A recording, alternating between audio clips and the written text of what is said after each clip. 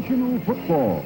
Brought to you by General Motors of Canada Limited. On behalf of General Motors dealers throughout Canada, who invite you to see and drive the new Mark of Excellence cars for 1971.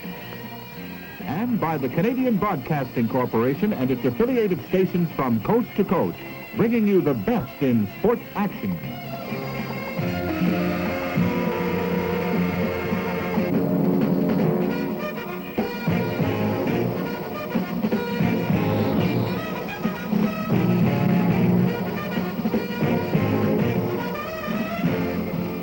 I'm Ernie Afghanis welcoming you from Taylor Field in Regina. It's a very cold, brutal, wintry afternoon here in Regina. The temperature is 3 above, but the winds are from the north at about 25 miles an hour, which gives us a wind chill of 35 below zero. And this is a Western final game, and the winner will go against the Montreal Alouettes in the Grey Cup next Saturday. But both these teams, battered and bruised, are not thinking about that game because they must play each other for another 60 minutes. Possibly the worst conditions ever in a Western Conference final. I know that a lot of people are wondering just what's going to happen this afternoon. Break certainly will decide the game. It's that cold and that windy. Now let's go up to Don Whitman and Frank Rigney. Thanks, Ernie. Hi, everyone. Well, football games have been played under all types of conditions, but I don't think there's ever been a game played in the West where it's been any colder. As Ernie pointed out, it's 3 above, the wind is gusting to 39 miles an hour, and the wind chill factor, Frank Rigney, is 36 degrees below zero. Now, you've played in cold weather. What's it like out there? Well, Don, I've never played in this cold weather. This is absolutely incredible with the temperature and wind chill and all the rest of it being such at a ridiculous low point. The field conditions are utterly ridiculous as well. You can't see the sidelines nor the goal line areas. They've tried to sweep off these areas, but it's going to be a very difficult game for the officials as well as the ball players. Frank, when it's cold like this, every hit must hurt just that much more, particularly if you are bruised and battered. It certainly does, and this is particularly too early in the football game, and of course footwear is very, very important out there too. They're trying everything. Well, the Saskatchewan Roughriders have a number of players who suffered hurts in the game. So did Calgary, but at least 2 members of the Riders won't see action. One of them is Henry Dorsch, number 16. Yes, Henry was an outstanding defensive back for the Saskatchewan Roughriders all year long, and we see him here as he makes a tackle on Hugh McKennis. Johnson, number 27, appears to be wrapped around him, and apparently Dorsch has either got a torn cartilage or ligament and will be operated on tomorrow. So he's definitely out of this football game. The second fellow, and a fellow I think they're going to miss a whole lot, is Nolan Bailey, number 77, their big tight end. He's going down to cover a punt here in the second football game, and it appears that Al Rankin, number 70, falls on Bailey's leg. You see him roll over in extreme pain right there. A fellow that nobody knows where he's going to be seeing any action today is Ron Lancaster. Of course, the key to the Saskatchewan offense. He's hit here by John Helton, and just a little later than that, Dick Suderman came in, and Ron has either got a torn rib cartilage or torn muscle in his back or something. He wasn't out in the pregame warm-up, but we understand he is dressed. He certainly was in a lot of pain.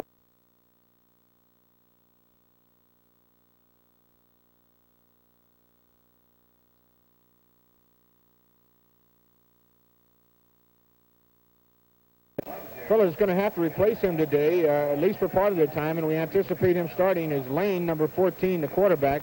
This big fella, 6'1", 215, made a fine run in this football game, setting up Saskatchewan's field goal to put them ahead 4-3. One player who will be starting for the Saskatchewan Roughriders this afternoon is their bruising fullback, George Reed, who himself has just returned from the injured list after being off for 30 days with a hairline fracture. And just down at field level, Ernie Afghanis has an opportunity to talk with Reed. George Reed, of course, is one of the great players in the CFL. And George, have you ever had to play in conditions such as these in all your time here in the CFL? No, not this bad. It's been cold before, but the wind is a big factor there. I think it's gusting up to about 30 miles an hour, and I think this is the thing that's making our conditions so bad today is the wind itself. One of the coaches said that this game could wind up in a thawless tie. Well, it could, you know, and I think the break is going to make the game today because of the conditions, and also the kicker is the one that can get the best kicks away, and also the field goal, this type of thing. How's your leg, George? Oh, it's fine. I'm ready to go today. And at this time of year anyway, if it's hurting a little bit, it doesn't make any difference anyway because you got to go. You got to go is right. You had 109 yards last game. I know your ball club is depending on you again to have a big game. George, lots of luck to you. Well, thank you very much. Okay, and don't get too cold. We'll try to keep warm. Okay. George Reed, the fine fullback of the Saskatchewan Roughriders. And now we'll return right after this with our opening kickoff. The Folster family introduces Chevy's new little car, Vega. Actually, Vega is a family in itself. Hey, Dad, can I take it to Junior next? This is the standard sedan. It comes with bucket seats, front disc brakes, and a highly responsive 140 cubic inch overhead cam engine. The hatchback coupe, a very sporty little car, but also very practical. The whole back end opens up, and the back seat folds down. You'll love it. This is the Vega Camback. It's a wagon and then some. Our fourth and final little car is actually a little truck. Vega, the little car that does everything well. Go see it, them, at your Chevrolet dealers.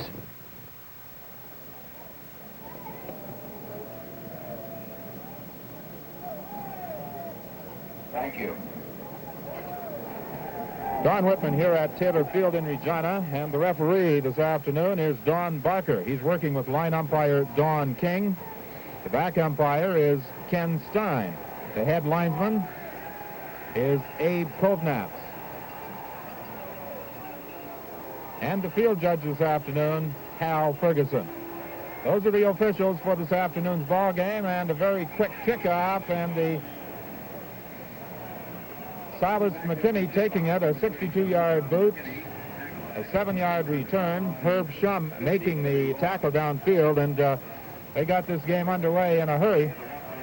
They're not wasting any time out there. This was the instruction from Hap Scholdes. He was here representing Commissioner Jake Gadar. And the Saskatchewan Roughriders put it into play. 1st and 10. The ball is at the 12-yard line.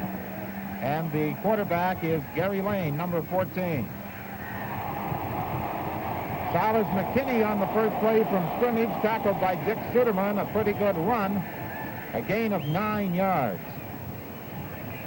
It will be 2nd and 1. And it's very difficult to pick out the stripes on the field, the markings, and we are giving you approximate yardages throughout this contest, as the snow that fell on Regina this morning has pretty well obliterated the line. Steve Molnar fumbles the ball. Calgary, I believe, has recovered. Joe Forzani is the man who pounced on the ball after Gig Perez made the tackle on Steve Molnar. This, of course, is something that both ball clubs are going to have to put up with all afternoon. That ball is extremely hard to hold on to. It's a bit damp from the snow that's on the field, but of course it's also frozen. It's a good hit by the Calgary defensive ball club, and they get the first break of this ball game. So the Stampeders have it 1st and 10. The ball is at the 18. Jerry Keeling is the Calgary quarterback.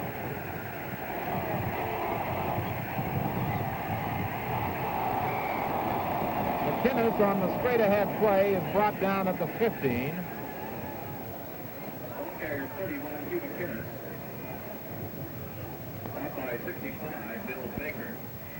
Actually, it's between what would be the 15 and 16-yard lines in that area, and it will be 2nd and 8.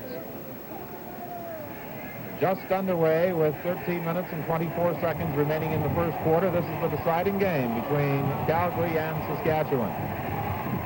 McKinnis again, and Bill Baker caught him after an advance of about 1.5 yards. And it will almost certainly prompt a field goal attempt by the Calgary Stampeders as Larry Robinson comes into the game. Now we might mention, as these ball clubs have to punt against this brutal wind, the officials will put a rule into play, signaling the play down. It will be a discretionary rule. It may not necessarily go a certain distance. If the ball is kicked short and there's a crowd around it, it'll be awarded to the receiving team.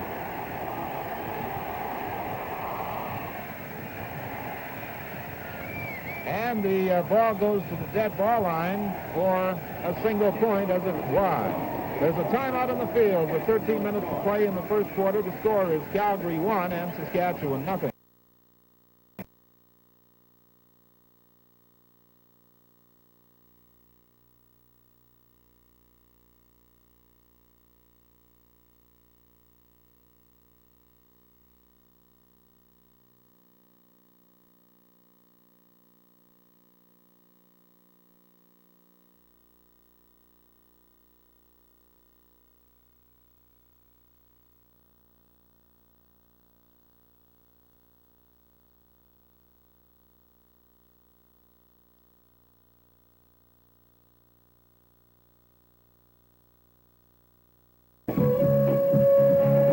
Then there's Oldsmobile's new look full-size Delta 88 with Oldsmobile's exclusive new G-Ride system that cuts bounce, sway, and vibrations even on rough roads.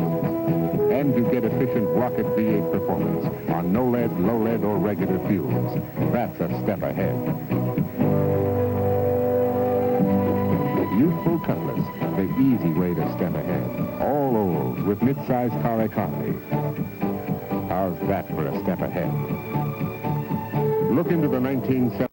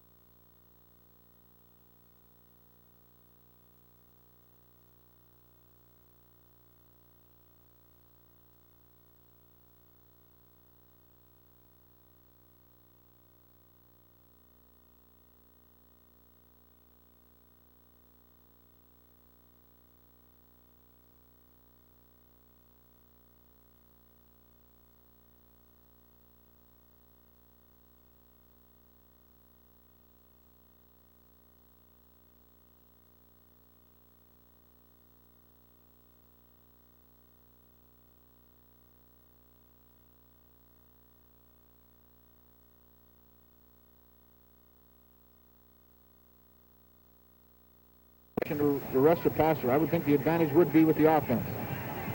Taylor Field runs northwest to southeast, and the wind is blowing 29 to 36 miles an hour down the field from the northwest, at the moment favoring the Calgary Stampeders. And Robinson's kick. Well, it's a single point. It's wide again. And it's now 2-0 for the Calgary Stampeders over the Saskatchewan Roughriders. And the pattern has changed somewhat in this game over the first two. In the first two, Saskatchewan dominated play in the first 10 minutes of the game. And here in this game, of course, Calgary has had great field position, and because of the two fumbles, they may have taken the early lead. So the Roughriders going into that strong wind have it 1st and 10 once more at 25. Gary Lane, number 14, the quarterback.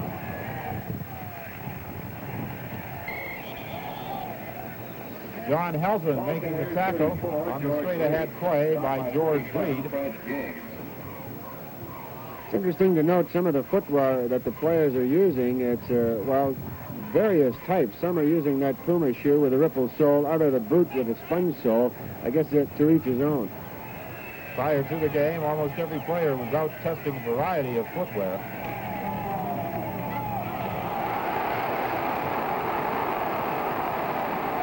Excellent call by Gary Lane for a key first down.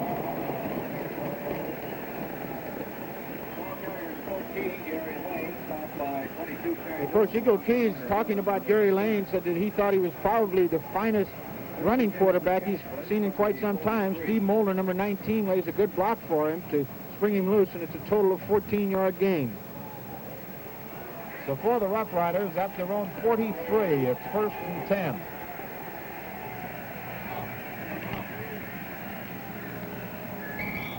The running room in the middle is going to be very tough to come by. Not only is the footing treacherous, but those defensive linemen seem to have a bit of an advantage if they can just hold that ground. Let's take a look at what it's like up front. Alan Ford attempting to block Joe Forzani. It's very difficult to get that footing. 2nd and 8 for Saskatchewan, and the snow again pelting down on Taylor Field. Dick Suderman in quickly on George Reed, and the Saskatchewan Roughriders are forced into a 3rd down play with more than 10 yards to go, and almost certainly will be forced into a punting situation. But just as the advantage lies with the offensive linemen on pass protection, the advantage seems to be with the defensive line on running plays. It's extremely difficult for those offensive linemen to move the defense out of there, and Suderman shot in there and made a good play. Alan Ford will now be kicking. He's standing back at the 28-yard line.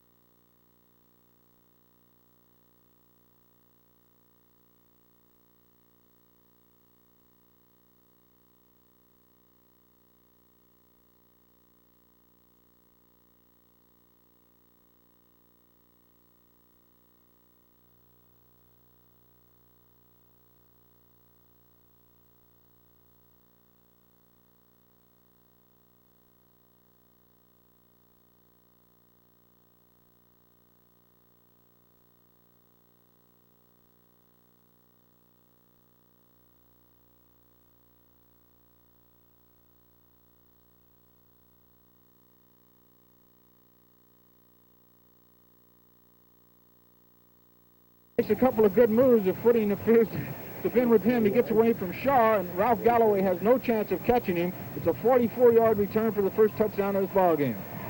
Back to the live action. The convert attempt is good, and the Calgary Stampeders move in front. At the 8-minute mark of the first quarter, the score is Calgary 9 and Saskatchewan nothing. Look Camaro, the super hugger, with a fully responsive engine designed to run efficiently on no lead, low lead, or regular fuels. A 108-inch wheelbase that hugs any kind of road. Camaro, smooth, sure, makes you feel like part of the road. Where does it all happen? Here.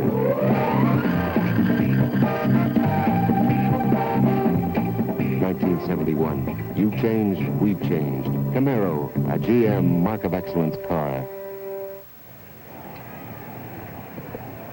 63 yards, the length of that punt return by Jim Celia. Back to the kickoff action, and the Calgary Stampeders, Larry Robinson gets a good one away, taken by Bob Pierce. Pierce fights his way to the 30-yard line. Billy Roy was down to make the tackle. Stop by 50, Billy Roy. Eagle Key.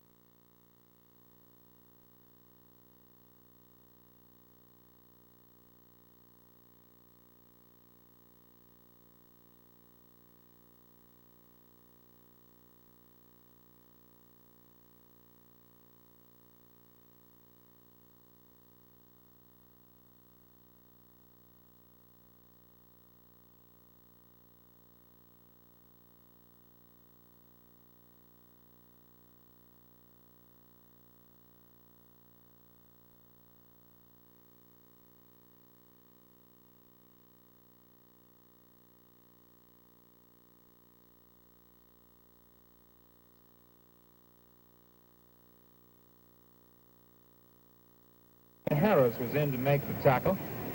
Another thing, Don, is going to make it extremely difficult on those punt receivers when they're catching a punt that's with the wind. If they let that ball bounce, as we saw in their opening kickoff, it's almost like receiving a football on a hockey rink. That ball's bouncing all over the place.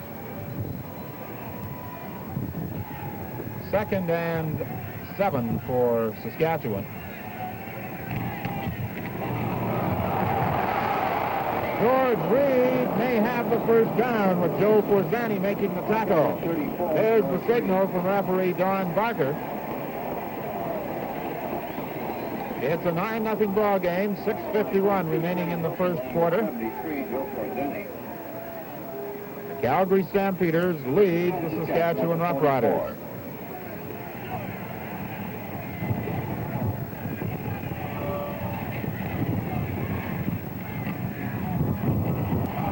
Reed again on the straight-ahead play for a gain of about 3. Of course, the winner of this game will play the Montreal Alouettes in the Grey Cup Classic Saturday at CNE Stadium in Toronto. And our congratulations to the Alouettes this afternoon, and in particular head coach Sam Echeverry and general manager Red O'Quinn on a fine job they did with those Alouettes in taking them from last place a year ago to the Eastern Championship in this 1970 season. 2nd and 7 for Saskatchewan from across the 45. Lane again on that extension left. It could be close to the first down. Jim Furlong made the stop on Lane. As Frank pointed out, Eagle Keys considers him a very strong runner, and they have special plays designed for Lane. They're not particularly anxious to have Ronnie Lancaster roll out of there, but because of Lane's size, 6'1", 210 pounds, they let him move with that football, and he's done a fine job in the brief action he has seen in this game and in the final half of that game in Calgary on Wednesday night, in which Saskatchewan won 11-3 to force this decisive game today. So it's 3rd down. They're going for it. They have about a yard to go. That Stampeder defense moves in. And George Reed appears to have the yardage. Howard Starks finally made the stop. Frank, you've played in frozen fields. Landing on that turf must really be tough. Oh, it's extremely difficult, particularly early in the football game until you really get things going. I think this is something you saw the Saskatchewan Roughriders gamble on 3rd down and 1. I think that's something we're going to see quite often this afternoon against this wind, because you just can't gain that much of an advantage by punting the football. As a matter of fact, Frank, you were involved in a Grey Cup game in which the wind played quite a decisive role. That was the 65 game. That's right, down in Toronto, I think the winds gusted up to 50 miles an hour that day, but of course we didn't have to contend with the bitter cold that they have out here this afternoon. The Edmonton-Winnipeg game, and I think it was 58 or 59, which was a night game, was the only game I can remember comparable to conditions like this. It is a first down, Saskatchewan. The ball is a yard short of the midfield stripe. Reed again. This time a gain of 1. Wayne Harris making the stop. 5 minutes and 1 second remains till quarter time. The Calgary Stampeders lead the Saskatchewan Roughriders 9-0. You know, Don, in an effort to get his club loose before the game, Jim Duncan told the players that the last 12 out of the dressing room have to start.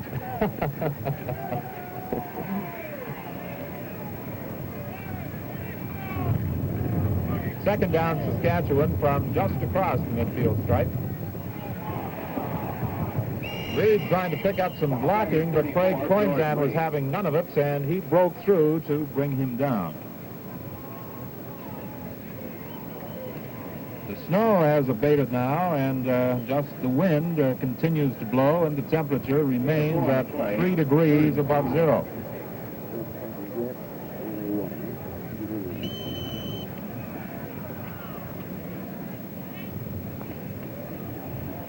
Oh, how about that? We've just been informed that the mercury has gone all the way up to 4 about now. But the wind is now 40 miles an hour.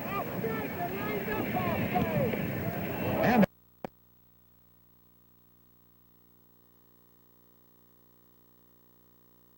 excellent kick into that wind. It's taken by Perez, and this time he's dropped immediately. Barry Aldag was the first man to make contact. That was a 27-yard kick and no return. There's a timeout in the field. With 4 minutes to play in the first quarter, the score is Calgary 9 and Saskatchewan nothing. This is the new Chevelle. You can count the reasons why it's one of Canada's most popular mid-size cars. 1, body by Fisher. 2, hideaway windshield wipers.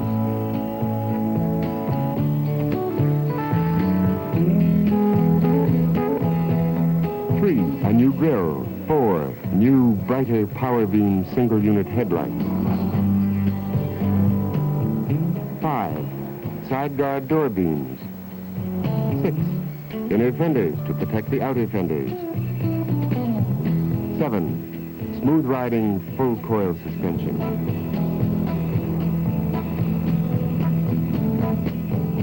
You can count 100 more ways Chevelle puts you first. How did we change it for 1971? Very carefully.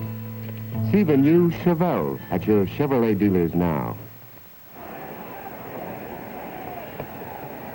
Well, for the 19,000 fans at Taylor Field this afternoon, appearance is not at all important. Comfort is, and they're wearing a variety of attire, bracing themselves against the elements. Now the Calgary club moves out over the ball. 1st and 10. They're scrimmaging from the 25. Hearn Harrison attempted to one-hand that Jerry Keeling throw, defended by Bruce Bennett. Keeling passes in for 76, Herman Harrison. Incomplete, covering on the play, 30, Bruce Bennett. They have various heaters and hand warmers at both benches. However, it's the wind that is really biting today. Matter of fact, you perhaps saw the ball just being blown away from the 25-yard line by a strong gust. 2nd and 10 for Calgary. Harrison makes the catch, but he stopped short of the first down. Bruce Bennett made the tackle, and Calgary will now be forced to kick, and Ron Stewart will be kicking with this winder, and he could boom along with it. He has that wind with him, all right, Don. We're just checking the passing for Jerry Keeling. He's thrown 4, completed 2. Gary Lane has yet to throw a pass in this game. I think you have to give that Saskatchewan offensive line a lot of credit at this point, even to get field position at this point, getting Calgary back to their own 29-yard line with a severe wind against them.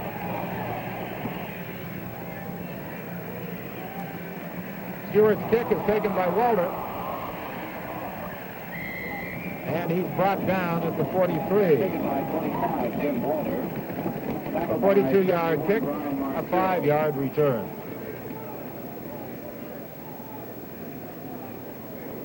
Taylor Field has been the scene of the longest punt ever in CFL history. Back in 1966, when Toronto was in town, Dave Mann kicked one 102 yards. I think you remember that one, Don. Who knows what might happen with that win today? Saskatchewan 1st and 10. And the ball's fumbled. Who's got it? No, it's Silver. And I believe Jim Furlong finally came up with it. Let's see where they ruled it dead. Frank, you were right before. You pointed out almost like a skating rink. Well, I don't know how to explain this one. There must be at least 5 or 6 different people. Wayne Harris appears to have the best chance to pick it up here. However, he's hit by a Saskatchewan ball player. 3 Calgary people fall on it. It still gets loose. Brant has a chance to get it. Then Silas McKinney, and finally Jim Furlong, number 70, gets it and sets up Calgary with excellent field position once again at the 31-yard line. So for the Stampeders, it's 1st and 10 at the 31.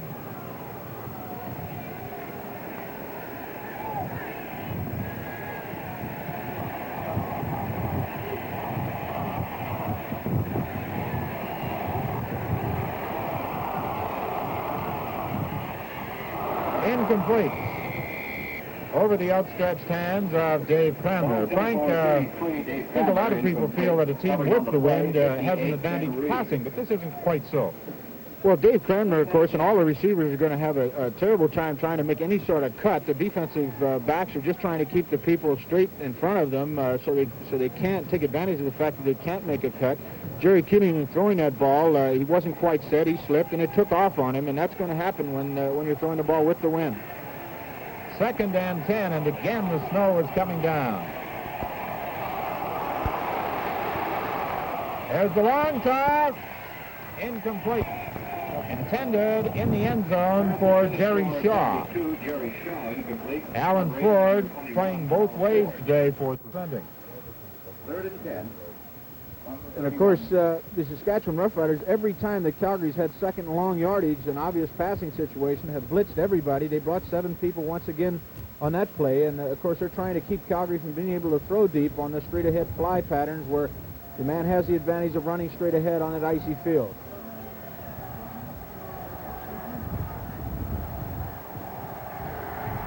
Larry Robinson's field goal attempt is blocked, and who's got the football?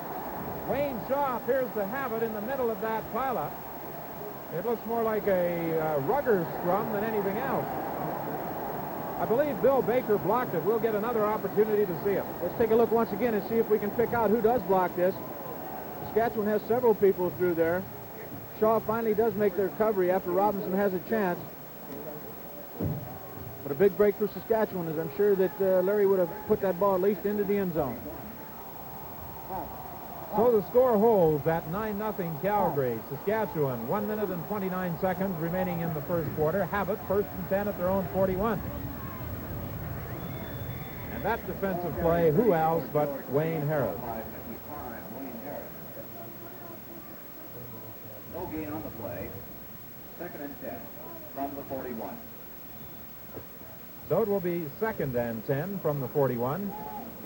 Don, I just received a telegram from a fan in Calgary, a friend of mine, and it says, "Don't get cold weather here.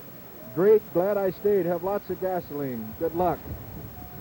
I heard it was 25 below there last night.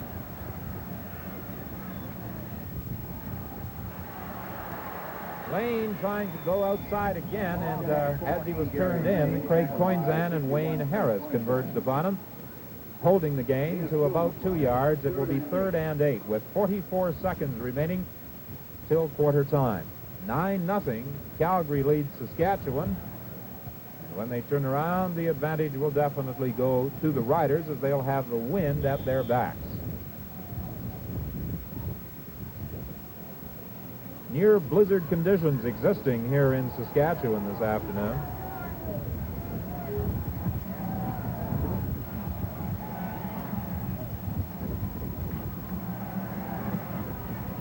A good kick by Ford. Taken by Perez, and he's dropped almost immediately. I suppose it was somewhat appropriate that big punt return by Jim Cilia should be made by that particular player in view of the fact that he set a record for punt returns in the CFL this year, returning 123.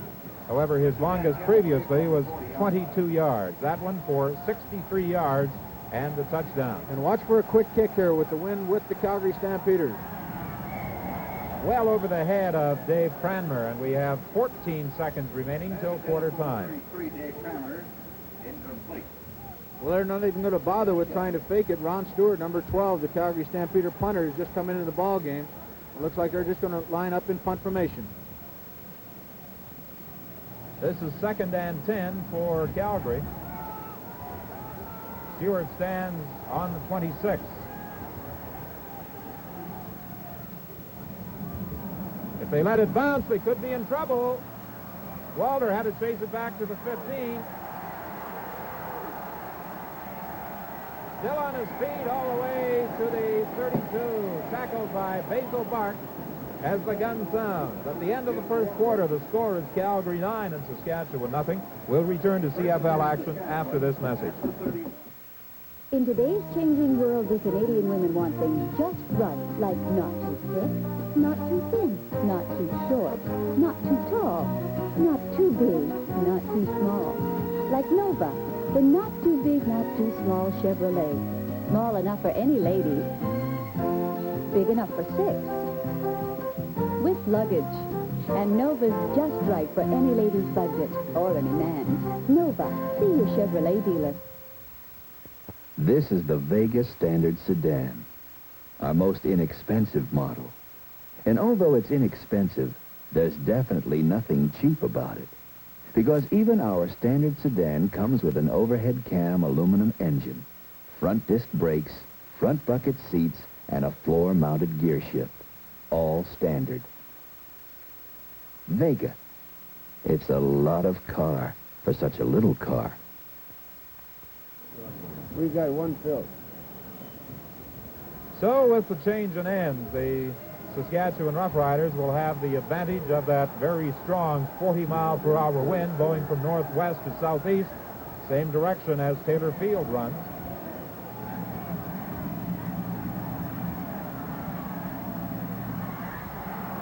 Incomplete. Bobbled by R.C. Gamble. And it will be 2nd and 10, and the applause is for Ron Lancaster coming into the football game. Number 23, Ronnie Lancaster, has just come into the game, and that is something that the majority of people did not expect to see today. He suffered that badly bruised back in Saskatchewan. If you saw our pregame show, you saw him. And here's a quick kick. And this one works to Saskatchewan's advantage. Larry Robinson chases it back to the 15. And he's forced into touch at the 17 by Silas McKinney. That was a pretty heady play, Frank. 63 yards, and I'm sure that Calgary anticipated a pass perhaps, by Lancaster. Yeah, I think it was a great move by Eagle Keys putting in Ron Lancaster, because it's obviously what the Calgary defense thought, but the quick kick, I think, is going to be a great offensive weapon in this football game. That was a 63-yard kick, by the way. The ball is at the 19. It's 1st and 10 Calgary. This is their first offensive series into the win. McInnes, I should say, is going nowhere. Tackled by Ken Reed.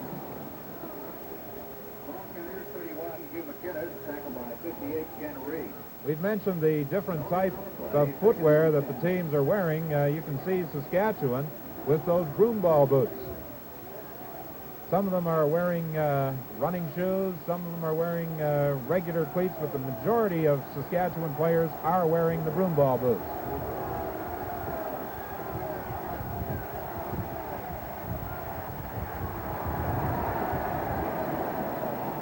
Second down play produces a gain of 2. It will be 2nd and 8. That defensive line of Saskatchewan is holding up very well. Calgary has not picked up a first down on the ground as yet, while Saskatchewan has picked up 3. 13:16 to play till halftime. It's 9-0. Calgary leading Saskatchewan. And now Ron Stewart will be forced to kick into the wind. Steve Molnar and Jim Walter are back for Saskatchewan.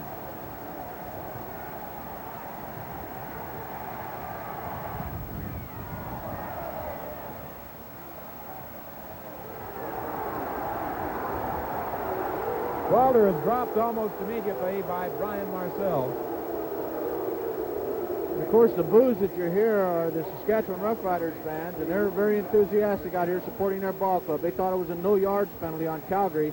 The officials, having an extremely difficult ball game to work themselves, are going to use discretion in calling these penalties on these punts in particular. It's a 23-yard boot and no return. And Ron Lancaster is in at quarterback, number 23. It's 1st and 10 for Saskatchewan. The ball is at the 42.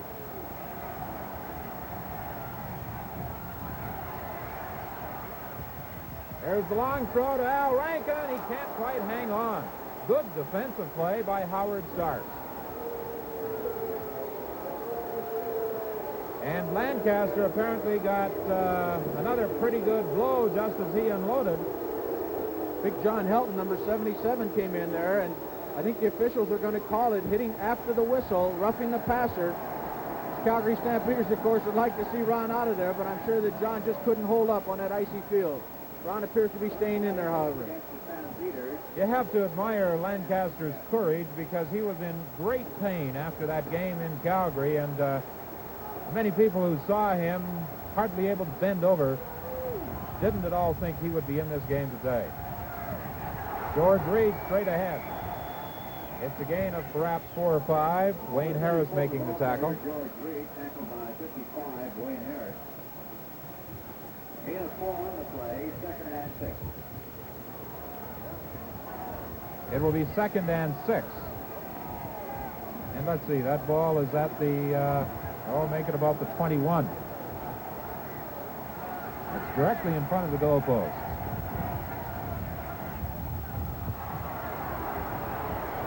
McKinney attempting to pick his way through. Wayne Harris again made the tackle, and so far in the ball game, spotter Mo Simovich points out that Harris has been in on almost every Calgary tackle.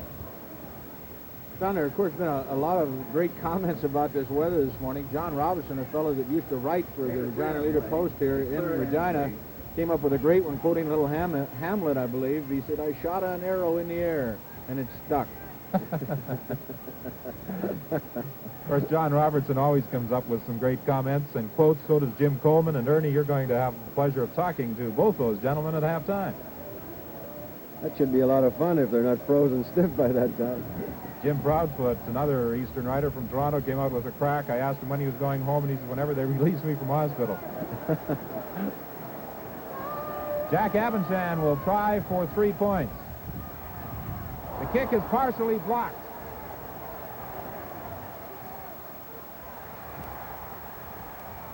Penalty flags go down.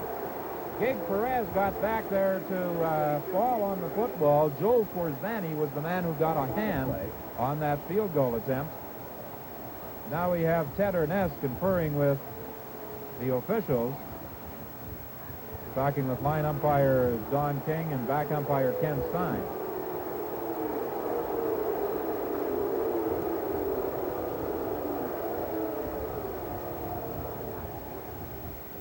Don, I was just watching Ronnie Lancaster run off the field. He's definitely laboring and not moving too quickly. It's a 1st down for Calgary. The penalty moves the ball out to the 12-yard line.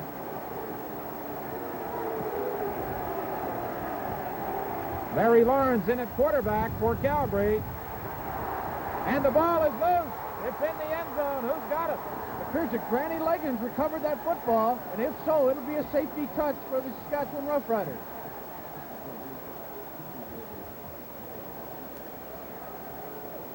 It appeared as though Liggins got back there. We don't know at this point why Lawrence came into this ball game to replace Keeling. He's got to be a little cold standing on that sidelines, and you can see the example of footing that we've talked about. There's a timeout in the field with 11 minutes to play in the second quarter. The score is Calgary 9 and Saskatchewan 2. Hi, I'm Bobby Gentry, and I have a surprise for you from Texaco. A great new Starburst bonus. Music. That's right. Texaco's newest bonus is a starburst of sound. Great sounds from 24 top stereo LPs. And what a choice you get. Great vocals, country and western, the young sound, pure gold instrumentals. Yes, they're all great songs by your favorite recording artists. Aretha Franklin, Duke Ellington, Percy Faith, Johnny Cash, Robert Goulet, Burl Ives, the Brothers Ford, the New Christie Minstrels, Blood, Sweat, and Tears, and many, many more. They're all part of Texaco's new Starburst of bonuses, an exciting addition to other great Starburst bonuses, and your reward for continuing gasoline purchases. I just think it's a great idea, and I know you will too, so start collecting your favorite Starburst LP albums today. Don Whitman along with Frank Rigney and Ernie Afaganis back at Taylor Field in Regina. That safety touch with Liggins falling on that ball after it being fumbled by Larry Lawrence leaves Saskatchewan trailing by 7. Lawrence still in at quarterback, and there does not appear to be anything wrong with Jerry Keeling on the sidelines, in case some of the folks back in Calgary are wondering. The word is that Calgary coach Jim Duncan is attempting to take advantage of Lawrence's running ability going against his very strong wind. It's 2nd and 5 after that pickup by Rudy Linderman.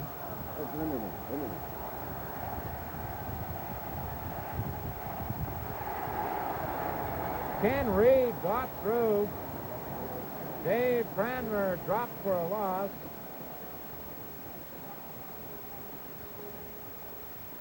At the Saskatchewan bench, you caught a glimpse perhaps of Ron Lancaster, his helmet protruding just slightly as he attempts to keep warm in that semi-dugout at the Saskatchewan bench.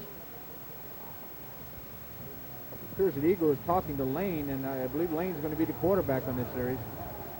It's amazing sometimes, Don, who turns out to be heroes in these ball games. Granny Liggins certainly made a very key play in recovering that ball for only a safety touch, saved 5 points. Jim Walters is dropped at midfield by Billy Roy. 17 yards on the punt, 3 yards on the return by Walter. So at midfield, it's 1st and 10 for Saskatchewan. In case you've joined us late, extremely unpleasant weather conditions here at Taylor Field. The temperature 4 degrees, the wind from the northwest at 40 miles per hour, and it's snowing. And we hope you're enjoying the game in the comfort of your living room. The incomplete pass, Lane aiming it at Bob Pierce. It will be 2nd and 10. Once again, that ball took off on Gary Lane. It's extremely difficult to throw even with this wind. You know, Frank, that's the first miss by Lane in 2 games. He was 3 for 3 in the last one after he took over from Lancaster, and that's his first attempt, so he's getting off to a slow start, but there's a lot of ball game yet. After coming from the University of Missouri and spending some time in the Los Angeles Rams, you got to wonder what he's thinking out there with these conditions. 9-2 is the score in favor of Calgary. 2nd and 10, Saskatchewan. Look out! He's gone! Bob Pierce for the touchdown! What a play! Gary Lane firing it right up the heart, and Bob Pierce was all alone. And Lane is looking for Gardy Barwell down here in the corner. Frank Andruski, number 24, does such a great job of covering him. He just can't throw it, but he finds Pierce wide open in the middle, and a big Saskatchewan score. This is going to be some kind of ball game. 9-8 at this point. Saskatchewan has a chance to tie it up with this extra point. 45 yards on that pass and run. And, of course, a big advantage, Don, is they're going to be able to kick off with this win and possibly tie up this Calgary offense in their own end. 9:18 remains. Here's the convert try by Jack Avanzan, and Lancaster is in to hold.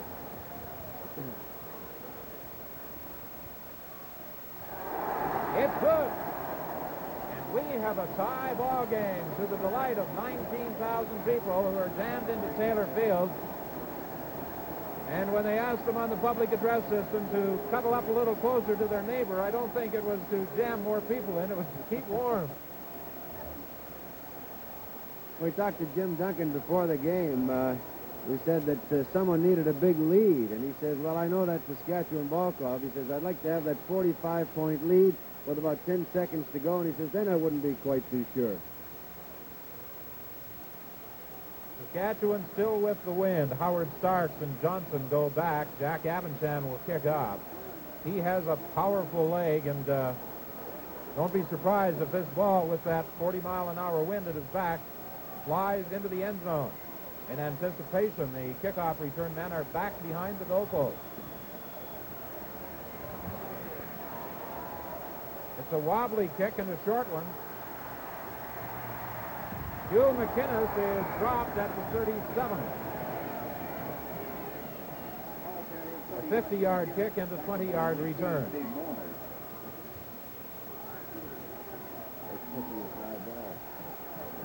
First and 10. They're catching the fly ball. 37. So with 9:11 remaining till halftime, we have a 9-9 football game. And the Calgary Stampeders in possession at the 37. Larry Lawrence is still in there, Don. Lawrence, the quarterback. Dave Cranmer throwing for a loss. 33, Dave Cranmer, down by 60, Don Banyuk. It's second and 11. And there's a change in footwear at that Saskatchewan bench. That appears to have the Abanchan lacing up the broomball shoe after putting on his special kicking shoe. Good fake by Lawrence, but he didn't move enough of those Saskatchewan Roughriders out of there. Great play by Bruce Bennett, number 30, as he came up from his deep back position. He played the quarterback, and he played him well. 55, Bill Baker. So now Calgary will again be forced to kick into that wind. 40 miles per hour. It's blowing the length of the field from northwest to southeast. And the advantage at the moment lies with Saskatchewan.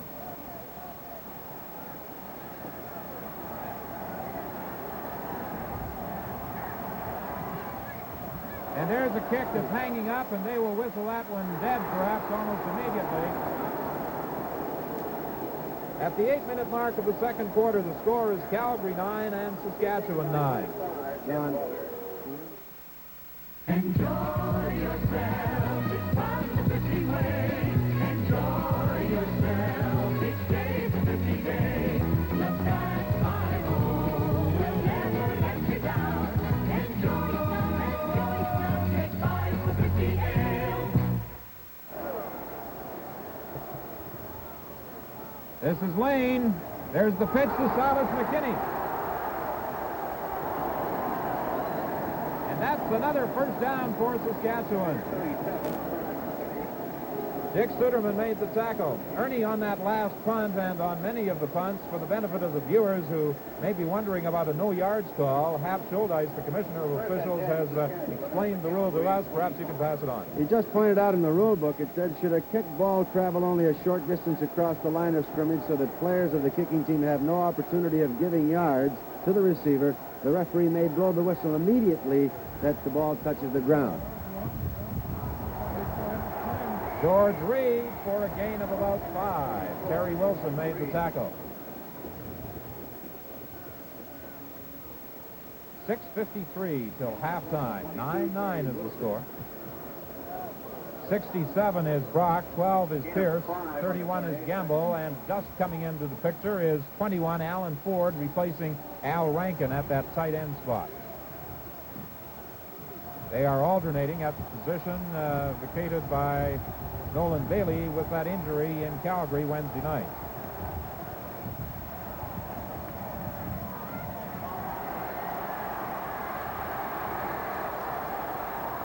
Gary Gary Lane is doing an excellent job of running that football for the Saskatchewan Roughriders. That could again be a first down.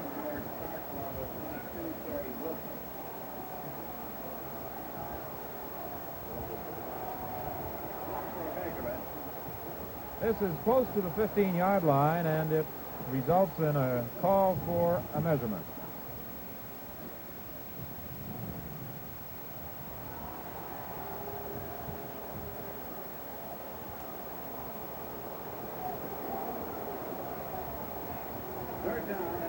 It's just short of the first down, and now Steve Molnar comes in. Bob Pierce goes to the bench.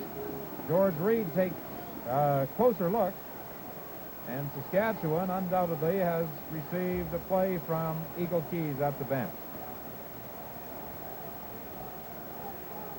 So the Calgary defensive unit will be severely tested right here.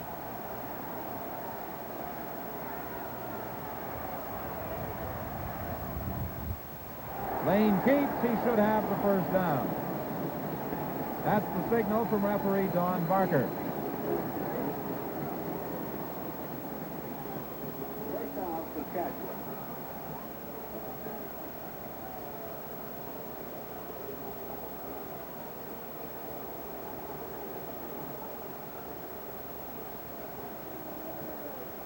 From inside the 15 at approximately the 13-yard line, it's 1st and 10 for Saskatchewan.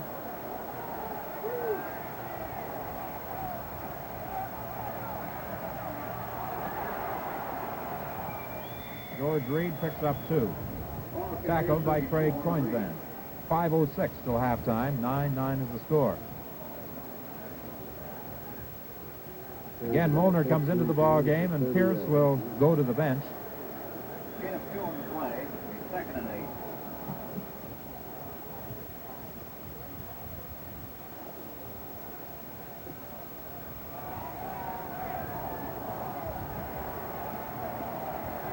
Gary Lane, the quarterback.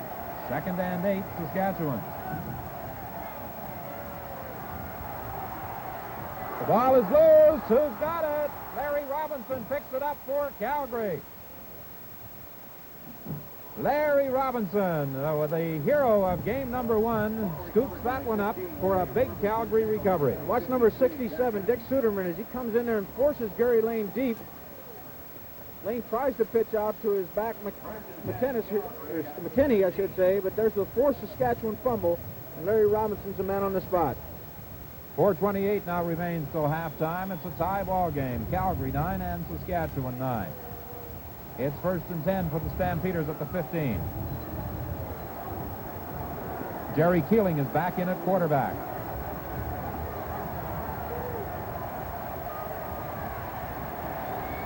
Hugh McInnes, the leading rusher in the Western Conference, going absolutely nowhere as Ken Reed wrapped his arms around him. Carrier 31, Hugh McInnes, tackled by 61 at McQuarters. No gain on the play. 2nd and 10. The snowmobile suits at the Calgary bench being worn by the coaching staff, and I'm sure the players wish they had one to bundle up in.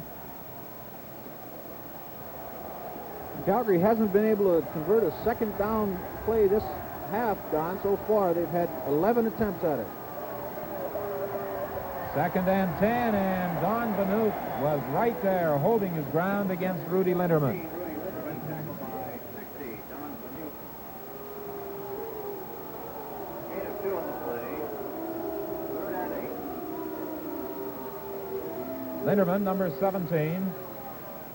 And you see that many of the pass receivers and backs are wearing those ponchos, or whatever you wish to call them, pockets sewn onto the front of their sweaters, trying to keep their hands warm between plays.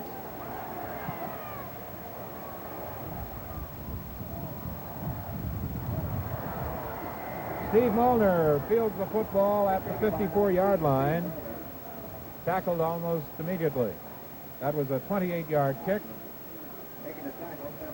and 2 yards is credited to Molnar on the return.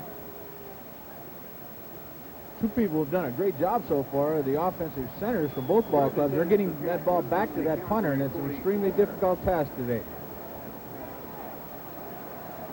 3:02 remaining till halftime. Lane, the quarterback.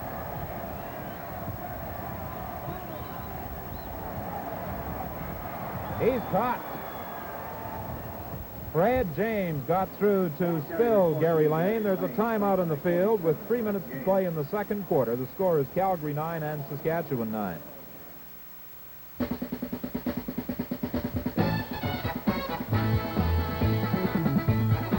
When you're smiling, sail a fast blue. The fear that smiles with you. It's the true one. Good for you one. The great one that's true blue. The movie's growing. Right over to blue. Canada's going. For the taste that is true. So when you're smiling, just sail a fast blue. The true blue friendly beer. Come on over and see for yourself why Labatt's Blue is catching on with today's kind of people. You'll see why they're smiling. Yes, when you're smiling, just say Labatt's Blue, the true blue friendly beer. Blue, blue, blue, blue, blue, blue, Labatt's Blue. On that last play, Fred James caught Gary Lane for a 10-yard loss. It's 2nd and 20. The ball is back at the 53.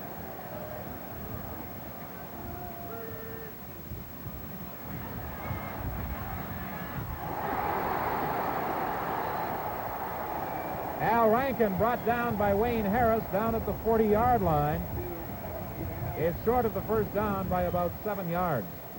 Big John Helton puts a big rush on Gary Lane here, along with Fred James, number 77 and 47, but Lane is successful in getting the ball away to Al Rankin, number 70, but will be short of the first down.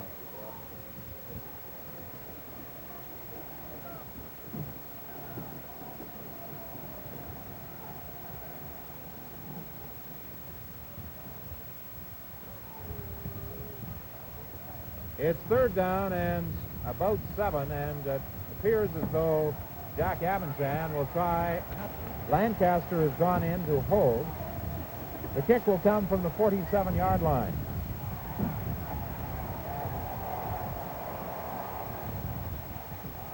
And Howard Starks in the end zone concedes a single point.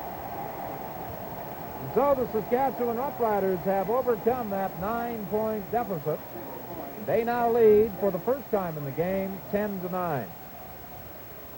Congratulations go out from our CBC telecast crew to the University of Manitoba Bisons, who yesterday, for the 2nd consecutive year, won the Vanier Trophy, emblematic of the Canadian Collegiate Championship, with a 38-11 victory over the Ottawa GG. Head coach Henry Jansen, assistants Ray Ash, Gord Rowland, and John Chansky have certainly done a fine job with the Bisons in this 1970 season, as they did last year, and our congratulations go out to them.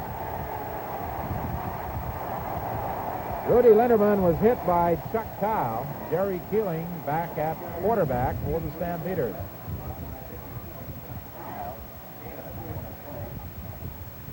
The 3-yard advance produces a 2nd and 7 situation. And you get an idea of just what conditions are confronting these two football teams, with that wind howling, the snow falling, and the white stuff already on the ground being blown about.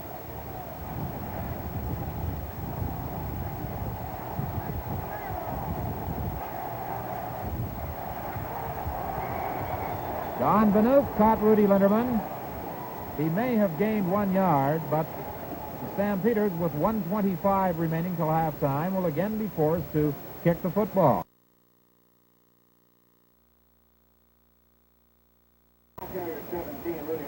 But the Montreal Alouettes are really enjoying this game, Don. As you said, at home in their living room. I can just see Sam sitting back in his living room with a big cigar. We understand he was voted as the man of the year smoking cigars, and I'm sure he's sitting back there enjoying this a great deal.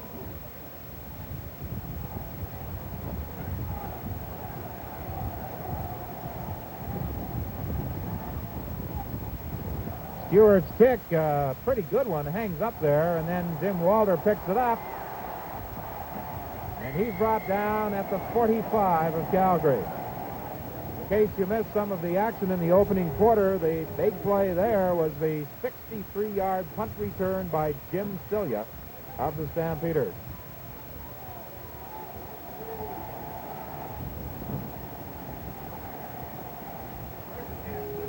.103 remains till halftime. At the 45, it's 1st and 10 Saskatchewan. Gary Lane is the quarterback. He's gone most of the way. He's spelled off only a couple of plays by Ron Lancaster.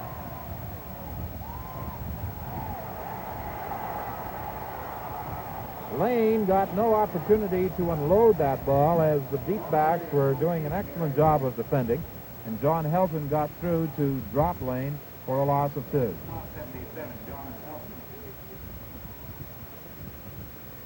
Once again, he tried to hit Bob Pierce, the fellow that's provided Saskatchewan with their only touchdown, but Howard Starks, number 11, did a great job on defending him. 36 seconds remain till halftime. The Riders trying to get into scoring position. George Reed is down to the 42. Tackled by Wayne Harris, and it will probably be another field goal attempt. Molnar, Aldag, and Ford come off the bench. Lane, Barwell, and Pierce go to it. Jack Avenshan will try for 3. I don't envy that fellow out there, Frank, changing those shoes. Just taking your foot out of one warm shoe and into a cold one wouldn't be too pleasant. That's for sure, Don. I've got thermal ski socks on myself, and I'm about to freeze to death up here. This play might be interesting. It could be the last play of the first half with 28 seconds remaining. I wouldn't be surprised if the Calgary returners back there try to kick this ball out of the end zone to save 1 point if they can. Of course, from time to time, when we come up with a low-level ground shot, you see the snow being blown about. As we said earlier, near blizzard conditions exist here in Regina. Line drive that bounces into the end zone, and Howard Starks can't get up. He slides and then concedes the single point. So it's now 11-9, Saskatchewan leading Calgary. 9 seconds remain till halftime. And at halftime, Ernie Afaganis will be talking with Jim Coleman and John Robertson. And we'll also take a look at some of the highlights of this game. And despite the most unfavorable conditions, there have been some very exciting plays.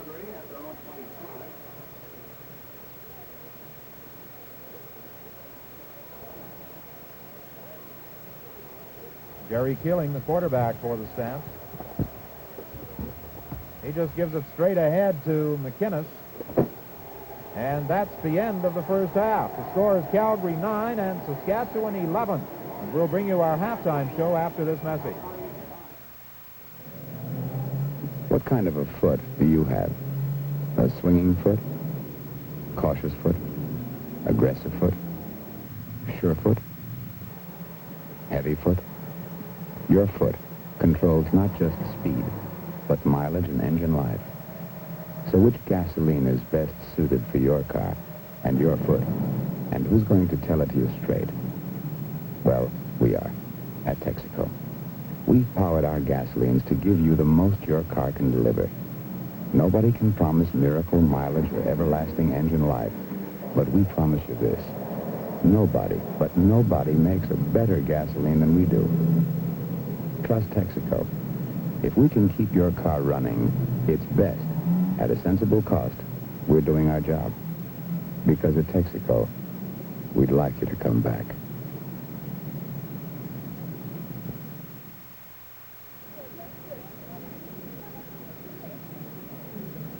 Well, the hometown Saskatchewan Roughriders are leading the Calgary Stampeders 11-9, but we still have 30 minutes of football, and as you saw in that first half, just about anything can happen. We're going to talk a little bit about that game with two transplanted Westerners. First of all, Jim Coleman of the Southern Newspaper Services, and of course then later on we'll talk to John Robertson of the Montreal Star. But Jim, it seems that every year you come out west to watch this Western final. I don't know if you bring this weather with you or it's just one of those things. Not guilty. I haven't had to bring my thermal underwear now until today for 3 or 4 years, but in case you're watching this in color and you see blue lips, do not adjust your set. That's true. Have you ever seen conditions such as these? I can think of only once, and it wasn't quite really as bad as this. That was the last All-Star game, which was played in Hamilton. It must have been around 1960. And it was about 10 above that day, and there was a very, very strong wind. And the difference was, of course, that I was sitting in the stand that afternoon. I think there was a wind chill factor of about 28 below zero. Today it's 48, and really this is the worst that I can recall personally. You know, we've been talking to some of the coaches and players, and they look back over the year and they find that suddenly everything depends on this one game to go to the Grey Cup. And the way they have performed, the coaches say it's a shame that one team has to lose. This is really frightful, I think, that the game has to be played under these conditions. You come from Edmonton, I think this is probably the greatest argument in favor of your dome stadium out there. We should have them everywhere in Canada, possibly, but it's incredible to me watching the game that Saskatchewan's in front, 11-9, because here they are so badly crippled that it'll really be a shocking travesty if they go east to play in the Grey Cup final, and yet they're likely to win this afternoon. Well, they were down 9-0, and suddenly they're leading the ball game, but we've noted all through the season that these two teams are so good defensively that it takes a bad break against one team to win the game, such as we witnessed in the last one. Well, Saskatchewan, I think, has fumbled 4 times in that first half and still in front, 11-9, so you have to give them an excellent chance of going east. And really, the Western team, which would make the best showing against Montreal, I think, is Calgary, which is in much better physical shape. However, this is the kind of breaks which this type of field and this type of weather contribute to the game. And I'm sorry that it's ending this way.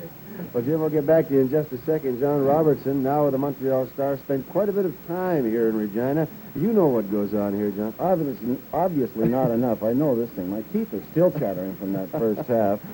Something very ominous here happened at halftime. Saskatchewan renamed their marching band the Brass Monkeys, and I think it fits very well. It is really ridiculous out there. I noticed one time they were going for a measure and they couldn't get the sticks out of the ground. I think the motto that we should all have for today is many are cold but few are frozen. We used your quote where you said, I shot an arrow in the sky and it stuck. I'm afraid that belongs to Paul Dolmage. You were talking about the smog down east, but it is ridiculous. We've seen 2 fine plays in the first half. Cillier's punt run back, he looked like Bobby Orr stick handling through the Montreal Canadiens. It was a great run. And, of course, when Saskatchewan came back for their touchdown, an excellent pass to Pierce, who can really fly on this field. It is unfair that the conditions are like this, but you can't do anything about them. The thing that amazes me are these lunatics sitting in the stands. They've got to be half bombed to sit out there. They don't seem to be making any noises, but I noticed that every few minutes the ushers run along and they wave their hands in front of their faces, and if they don't blink, they take them downstairs. But I imagine they'll all get up and walk out at the end of the game if they can walk. But it's a tremendous spectacle. After coming from Hamilton yesterday, where we were complaining about the dampness and everything, this is just ridiculous. But I think Saskatchewan are going to come on and win this thing. I'm very impressed with Gary Lane. He's looked really good. I wondered about Jimmy Duncan putting in Lawrence, the quarterback, on the first play. He seemed to have a little difficulty, but I think Jimmy Duncan's been second-guessed enough in this series, and I'm not going to start. Anything can really happen. As Jimmy said, Saskatchewan has fumbled 4 times. Incidentally, I mugged the kid to get this tooth. I just grabbed it off his head when I was cutting him apart. Well, you may be mugged on the way out. Somebody will get it back from you. Thanks very much, John. Just to talk to Jim Coleman for a second. Jim, you were here for the first game of this series, and I think there were about 14,000 people in the stands, and they weren't too excited about the game. But tonight, or this afternoon, they're really fired up. They're booing just about everyone in sight, cheering their own home club. I think this is the most rabid Saskatchewan crew we've seen in years. Astonishingly, there are more people here today than there were last Saturday when the weather was much better. Of course, this is the final game, and it's the only game in town on a Sunday afternoon in Regina. But they, as John says, they have to be mildly insane to be out in this. I noticed that one pass receiver was going down. He put his hands in the air, and somebody said, is he wearing gloves? And somebody else said, no, it's just gangrene has set in. I think the funniest sight of the first half, they brought a bunch of chili up to the press box, and, of course, everybody's frozen. They don't know whether their nose is running or they're eating popsicles. And in they come with this chili, and they serve a bowl of it to Dick Beddoes, a very dignified. He's got on that fruit salad tie and everything. And here's Dick Beddoes eating chili with his hand. And I thought this was the ultimate gaffe for Dick. Eating ice cubes. Yeah, we're getting used to it, though.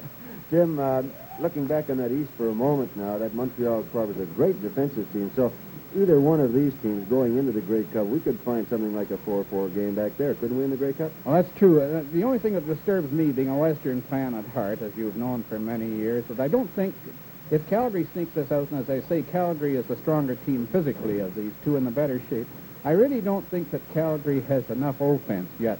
They've improved a great deal, but I don't think they have enough offense as yet to beat Montreal's defense. You don't think that fellas like Duncan and or Denson can run against the Saskatchewan or Calgary line?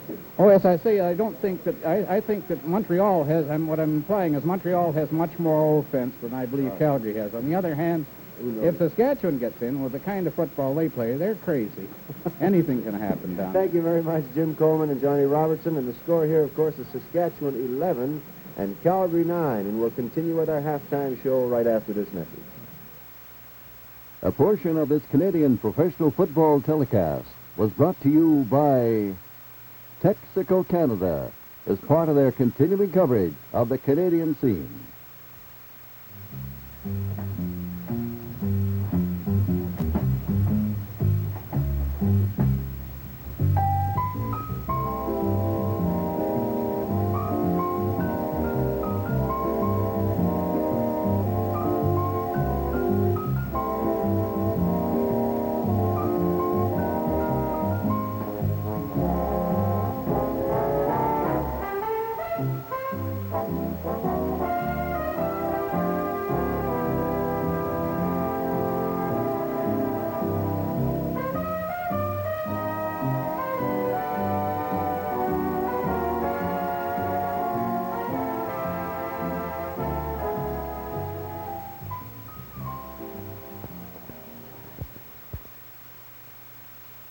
This is the CBC Television Network.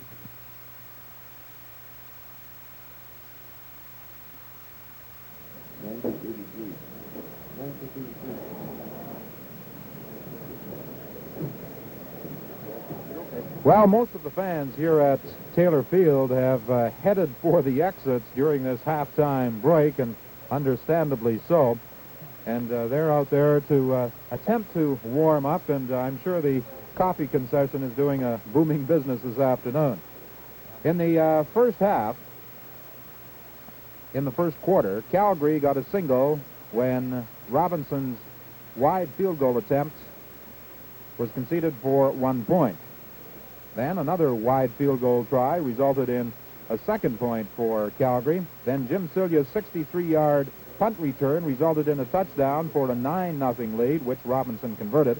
Then in the second quarter, it was all Saskatchewan. Granny Liggins fell on a fumble, which resulted in a safety touch. And then Pierce on a pass from Gary Lane for the touchdown. Abenchan added the single point and the convert, plus another single point, and it's 11-9 at the halftime break. And now let's find out some of the statistical story from Ernie Afghani's downstairs. All right, Don, and I think probably the most unusual statistic you'll see is in the top row there. When we look at first downs, Calgary has not picked up a first down as yet, and Saskatchewan has a total of 7. Saskatchewan has rushed for 107 yards and 19 for Calgary. In passing, it was 59 yards for Saskatchewan, 8 for Calgary. Team losses 25 for each club. So in total offense, 141 yards for Saskatchewan and net 2 yards for Calgary. That's very unusual. In passes, Saskatchewan has completed 2 out of 5, Calgary 2 out of 7. There have been no interceptions as yet. And Saskatchewan has punted 7 times for an average of 40, Calgary 9 times for an average of 33. And you can see the penalties, 1 for 10 for Saskatchewan, 1 for 15 for Calgary. The score is Saskatchewan 11, Calgary 9, and we'll continue with our halftime show right after this message. At CP Rail, we spend a lot of time wondering, what if? For instance, what if we could see a boxcar 500 miles away? Or build a freight car that doesn't have to stop when the tracks do? What if we could put one passenger car on top of another? Or develop a train that could load and unload without stopping? Then we said, Why not? And we came up with a computer system that tells us where our cars are, whether they're 100 feet or 1,000 miles away. And containers and piggybacks that are just like boxcars, except they can travel by truck when the tracks run out. And double-decker commuter trains to get more people home more comfortably. And unit coal trains that never stop moving when they load or unload. Now, what if ships could travel by train, or trains could fly? Well, why not?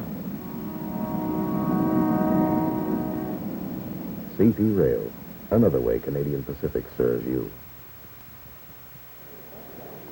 Well, despite the conditions, there have been some exciting plays in this football game. Celia's punt return for a touchdown for Calgary, and that pass from Lane to Pierce for a touchdown. And Frank, you have some of the highlights of this game ready to show the viewers now. And many of them, of course, are Saskatchewan fumbles. Early in the football game, Saskatchewan gave Calgary their first break as Perez comes in, gets a good hit on Steve Molnar, and Forzani recovers for the Calgary Stampeders.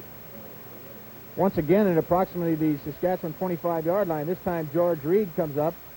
Larry Robinson's blocked out of the way, but Calgary comes in, makes a good hit on George Reed, and another fumble recovery by the Saskatchewan Roughriders. Now watch this play. This is a key play as far as the Calgary Stampeder fans are concerned. The only touchdown Calgary managed in this first half. Jim Cellier takes a short punt on the run, makes 2 or 3 good moves. Ralph Galloway has no chance of catching him, as well as George Reed, and Cellier put 6 points on the board for the Calgary Stampeders. Once again, we see Saskatchewan with the football, and they fumble. This time, several people have a chance of recovering, the first being Wayne Harris, then 3 Calgary Stampeders. Finally, Brandt has a chance, then McKennis of the Saskatchewan Roughriders and Jim Furlong finally comes up with the football. Saskatchewan has been able to hold Calgary off the board, even though fumbling 4 times in the first half. Larry Robinson's field goal attempt in the second quarter was blocked by the Saskatchewan Roughriders. Another attempt by Calgary to put points on the board that went astray. That one was recovered by Wayne Shaw, number 50. This play by the Calgary Stampeders results in 2 points for the Saskatchewan Roughriders as Larry Lawrence just comes in the ball game. Jim Duncan trying to take advantage of his running ability, but Larry slips on this extremely slippery field, and Granny Liggins on a very alert play recovers for a safety touch for Calgary in what could have resulted in a Saskatchewan touchdown. Gary Lane, the replacement quarterback of the Saskatchewan Roughriders, has done a great job all afternoon. Attempts to hit Gordy Barwell. However, he's covered, so he turns and throws to Pierce, number 12, wide open down the middle, and Pierce goes in for the score for the Saskatchewan Roughriders. And the halftime score is Saskatchewan 11, Calgary 9, and we'll return with the second half kickoff after this message. When you were 10, one of the things you wanted to be when you grew up was a truck driver. So we wonder if you can handle the job now. Smith Transport. They handle goods between the prairies and the Atlantic and even to the U.S. It's one of the most advanced trucking operations in the world. CP Transport is our workhorse, operating from as far south as you can get to as far north as you can drive. This means wheeling mercury and steel flats from northern B.C. Destination, New Jersey, USA. Now how about this for a change? A radio-controlled dispatch system, electronic motor repair centers, computers, and this CP Express automated terminal in Toronto, one of a number we have to give us the most modern express terminals on the continent. Trucking has changed a lot since you were a kid, and so have we. Smith Transport, CP Express, CP Transport, trucking. Another way Canadian Pacific serves you. Well, 30 minutes of football remain for the Saskatchewan Roughriders and the Calgary Stampeders, and unfortunately for one of these teams, they'll have to put the gear away for 1970. The other will advance to the Grey Cup game on Saturday against the Montreal Alouettes. And CBC Television will be in attendance all next week in Toronto, bringing you Grey Cup Today, following the national news and local news on Wednesday, Thursday, and Friday evenings. Then on Saturday morning, it's the Grey Cup Parade at 9:30 Eastern Standard Time. Grey Cup preview at 11:30 Eastern Standard Time, to be followed, of course, by the big game featuring Montreal and either the Calgary Stampeders or Saskatchewan Roughriders.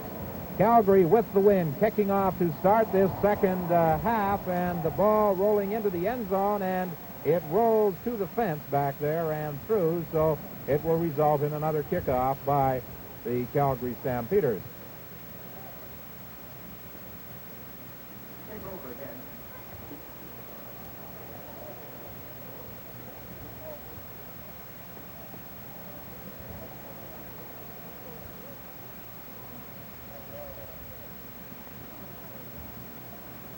Well, we stand corrected. They will not kick over. They will scrimmage on the 25. As the ball went through the end zone up against that fence. However, of course, the score holds at 11-9, Saskatchewan leading Calgary. And the Roughriders have it 1st and 10 at the 25.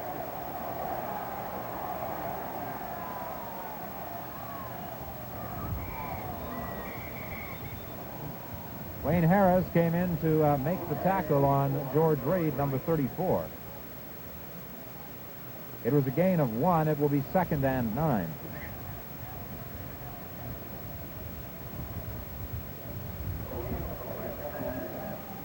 The Roughriders in this 3rd quarter operating against that extremely strong wind that's blowing at 40 miles an hour from northwest to southeast. Jim Furlong caught George Reed from behind and held the advance to 3 yards, and Saskatchewan will again be forced to kick.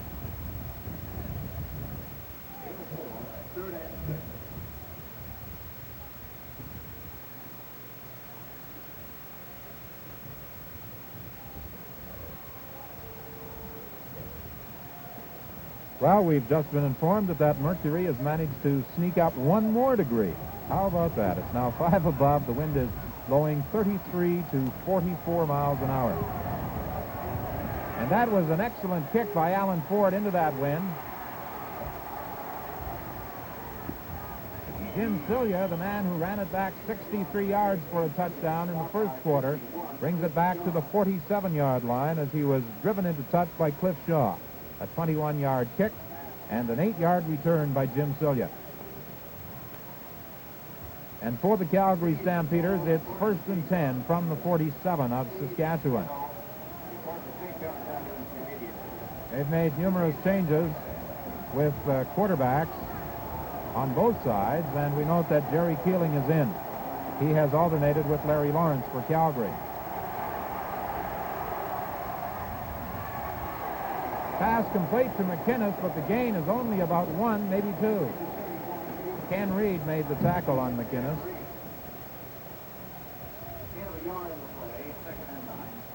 I think the Calgary Stampeder fans back in Calgary would be wondering why their team was not awarded with a 1 point on that opening kickoff of the 2nd half. The ruling this year is that if the receiving team does not have an opportunity to handle the football, that it will just go through and it goes through the end zone. There will not be 1 point awarded.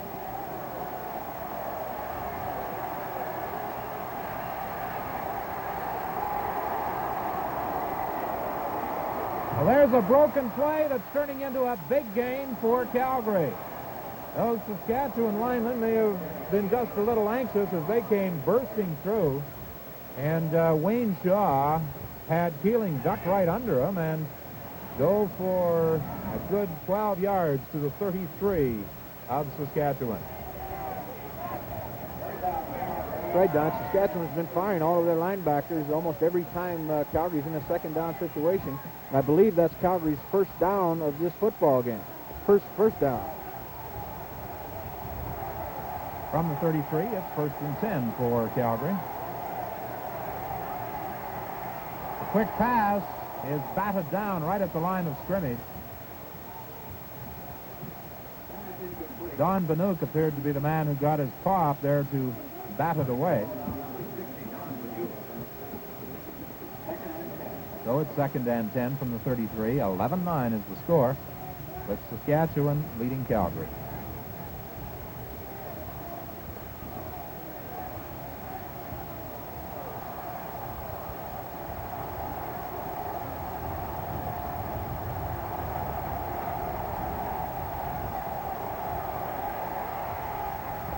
Oh, what a hit on Johnson by Alan Ford, but he hung on to that football.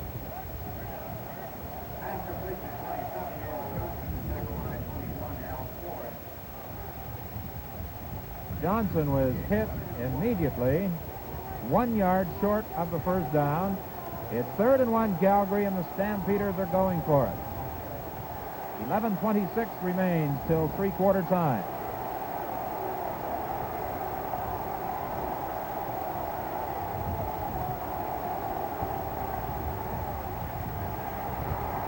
McInnes is going to be very close to that forward marker. Ted Dushinsky made the tackle.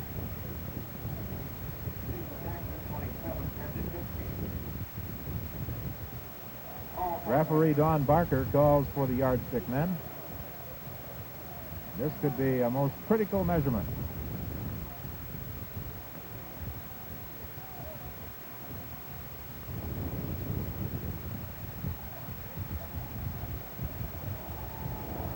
It is a first down. And so the Stampeders keep their drive alive. They're now at the 23 of the Saskatchewan Roughriders. 11 minutes remain till three-quarter time.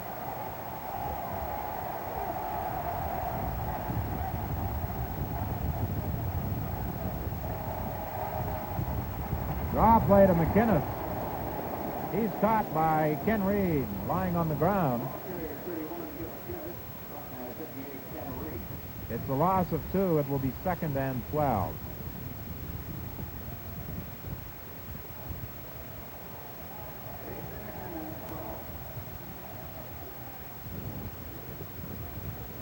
Just 2 points separate these two teams with about 25 minutes of football remaining.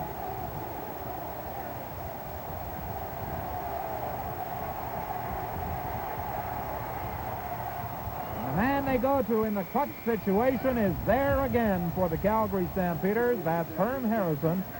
Al Ford made the tackle, but it's a first down Calgary. That's the first time we've noticed Saskatchewan not blitzing all of their people on 2nd down and long yardage. Jerry had a lot of time to throw that football, and of course if he does, Herm's going to get open. I think they're just outside the 10-yard stripe. The marking's almost completely obliterated by the snow.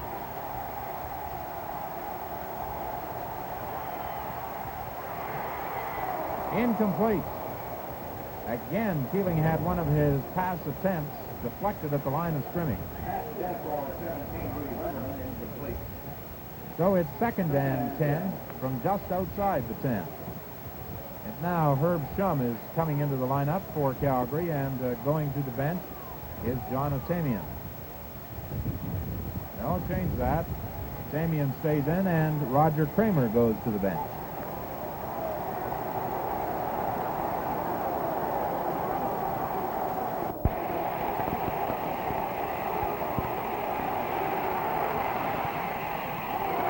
Incomplete. It was intended for McInnes or Jerry Shaw. Wayne Shaw knocked it away.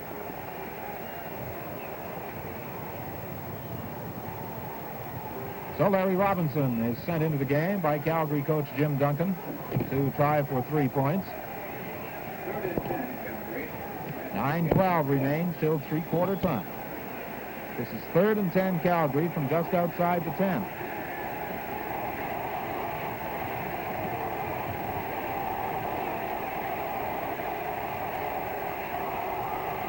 Kick is up. It's good. There's a timeout in the field with 10 minutes to play in the 3rd quarter. The score is Calgary 12 and Saskatchewan 11. This is the Lambert family. They don't know much about CP Rail, but we've had a lot to do with them anyway. For instance, we brought Mrs. Lambert's ham from Saskatchewan, a dress from Montreal, George's pipe from Quebec City. We know their car, too. We delivered it from the plant. Their boat came from Vancouver, the cooler from Kitchener, Diane's doll from Toronto. The barbecue's from Winnipeg, the trailer from Alberta. We used the new flat cars for that. We brought the apples from BC in a refrigerator car from the Maritimes. Funny how involved you get with people when you run a railway. And you know, it keeps changing the way we look, because we keep building different kinds of freight cars to help us get different kinds of goods to you.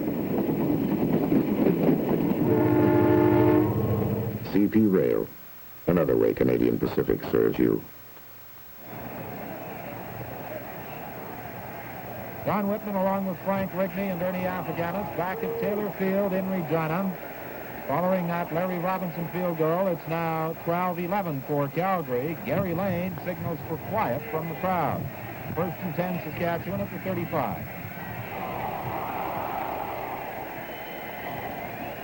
Big Perez pulled the feet out from under George Reed, and then Wayne Harris pinned him.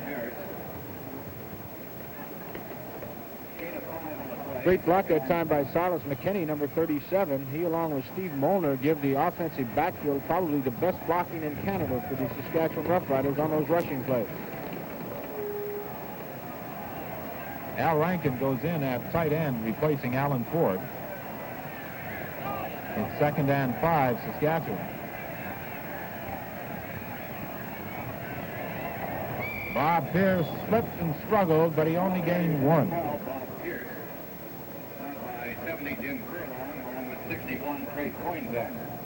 So the Roughriders will be forced to kick, it would appear. 7 minutes and 50 seconds remain till three-quarter time. Celia 28, Perez 32. They're keeping their hands warm until the last possible second.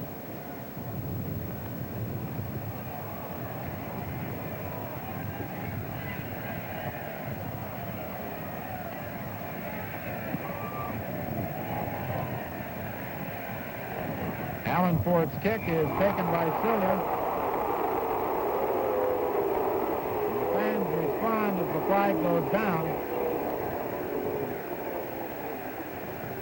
27-yard kick, a 3-yard return.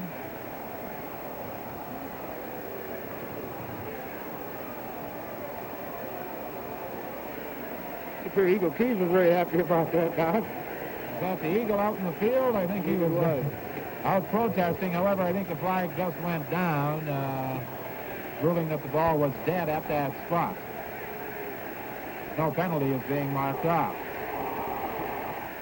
There's the long throw. And almost getting to it was Jim Celia. Celia was open on that play, but once again, throwing with the wind. Jerry threw that ball very well, but it took off on him, and it was overthrown by 3 or 4 yards. He ran 45 yards and slid another 12 and a half. Pretty fair indication, Frank, on that slide by Celia as he dove for that ball, just how slippery it is out there. Well, there's no question the field conditions are just absolutely atrocious. This is as bad as I've ever seen a football game, and I'm sure the fans across Canada would agree. But they're being treated to some pretty fair entertainment as Saskatchewan and Calgary battle for the Western Championship. Rudy Linderman will be close to the first down. Bruce Bennett made the tackle on Linderman. Rudy Linderman, stopped by 30, Bruce Bennett. The snow has let up now, but the wind is still extremely strong. 33, gusting to 44. And the temperature is 5 above. Well, here's the 3rd down gamble by Calgary. This one could be very close. At the 7-minute mark of the 3rd quarter, the score is Calgary 12 and Saskatchewan 11. This quarter of Canadian professional football is being brought to you by Canadian Pacific.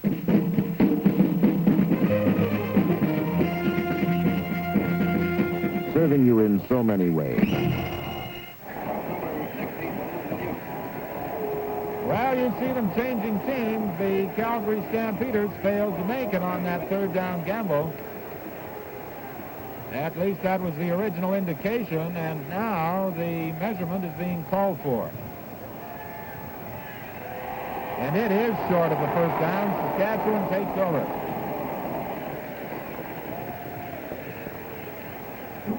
That's one advantage the Saskatchewan Roughriders have with Gary Lane in their quarterback. Big boy, 210, 15 pounds. Jerry Keeling, of course, is not that big. He's only about 180, 85, and he made absolutely nothing on that quarterback sneak.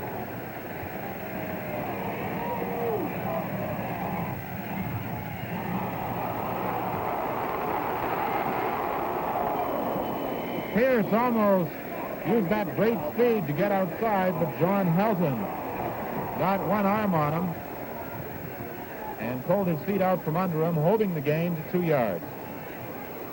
3 on the play. 2nd and 7. 2nd and 8 for Saskatchewan. The ball is at the 48.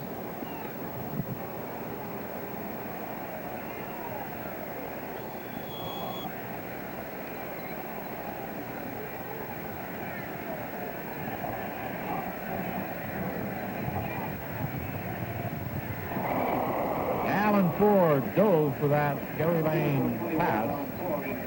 It will be 3rd and 8, Saskatchewan.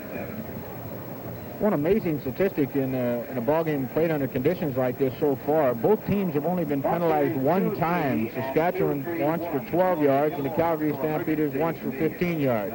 You think under these conditions there would be the odd circumstances where clipping, unintentional or holding and so forth would be obvious, but they've done a great job out there this afternoon. So here's the 3rd down punt by Alan Ford, and that one hangs right up there. As a matter of fact, it bounces back to the line of scrimmage. Ford recovered.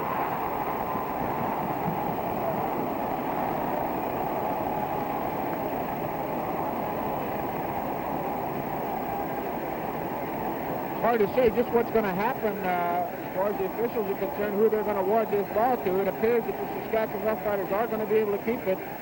Ford gets off a reasonable punt, however, it's too high, and it blows back toward him. He does a great job of following. He's back down there to field it on one hop himself.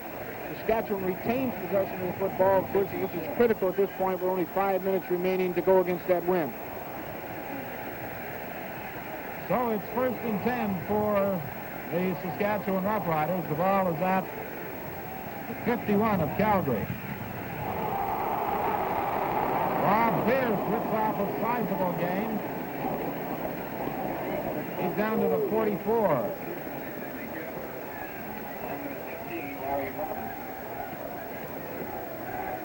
It'll be 2nd and 3 for Saskatchewan. Many people, of course, feel that Calgary must score in this quarter because they'll be going into that 44-mile-an-hour wind in the 4th quarter. Calgary leads 12-11. George Reed is held up by Wayne Harris, short of the 1st down.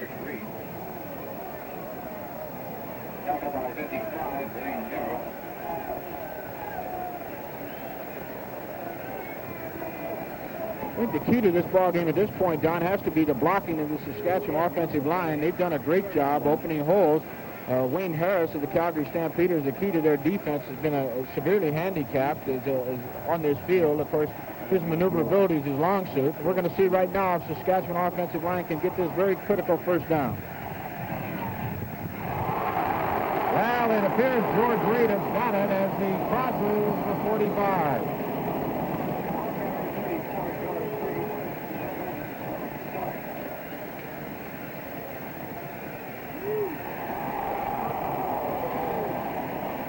There's a timeout on the field. With 3 minutes to play in the 3rd quarter, the score is Calgary 12 and Saskatchewan 11.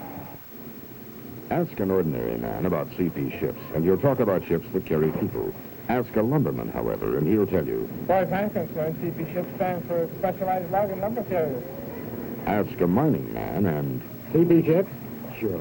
They're special ships to carry coal. An oil man will tell you. Some of the largest and most up-to-date tankers in the world. While a manufacturer might say... Containers, that's the big thing in general cargo today. Sure, we might look different to different people, but what it boils down to is this. Even though we've been sailing the oceans of the world since the turn of the century, we're right up to the minute in the use of specialized equipment. You name it, we've got a ship to carry it. And that includes people, too.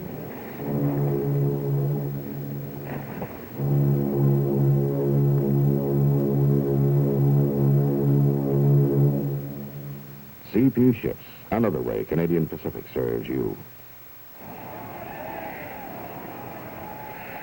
Well, it's 1st and 10 for Saskatchewan. And the ball control that they've displayed could be all important. And handoff to Pierce for a gain of 2. That's down to the 37-yard line. It will be 2nd and 8.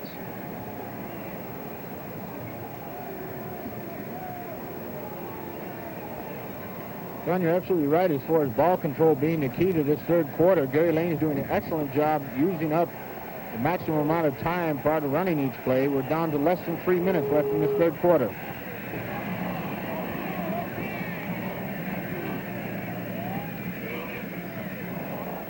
Did you say Wayne Harris read that play? I think he was ready. George Reed dropped for a loss, and it will now be 3rd and 12. And that was the 20th carry by Reed, and he has gained a total of 45 yards. So that Calgary defense has pretty well pinned him up. Well, if Reed has carried 20 times, I think Wayne Harris has made 20 tackles. Of course, this Calgary defense over the course of the year has been the outstanding one in Canada, and the 3 best defensive teams in Canada remain in the running for the Grey Cup. That ball is fumbled, recovered by Don Seaman. But I believe the officials are going to rule it was dead at the spot that it was touched. And that was an unusual sequence of events, with Ford almost having it blocked. Watch here, as Ford fumbles the ball as it snapped back to him. However, he does get the punt away. Siemens and 1 or 2 others, the Saskatchewan Roughriders, are within that 5-yard area, so the referees, very rightly so, award the ball to the Calgary Stampeders. 2 minutes and 10 seconds remain in the third quarter. It's first down Calgary. The ball is at the 29. You can believe that the Calgary Stampeders are going to put that ball in the air.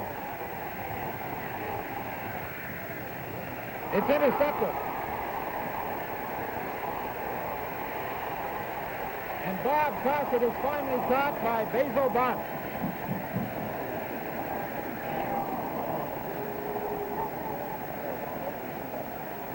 Well, if the Saskatchewan Roughriders are successful in winning this ball game, we're going to look back to a couple of plays.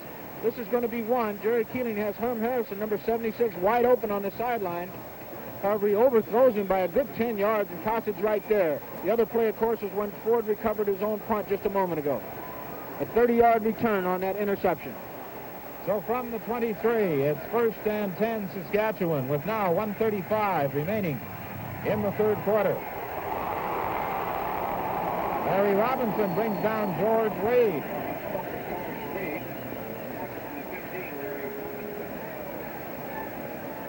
That will be very close to a first down.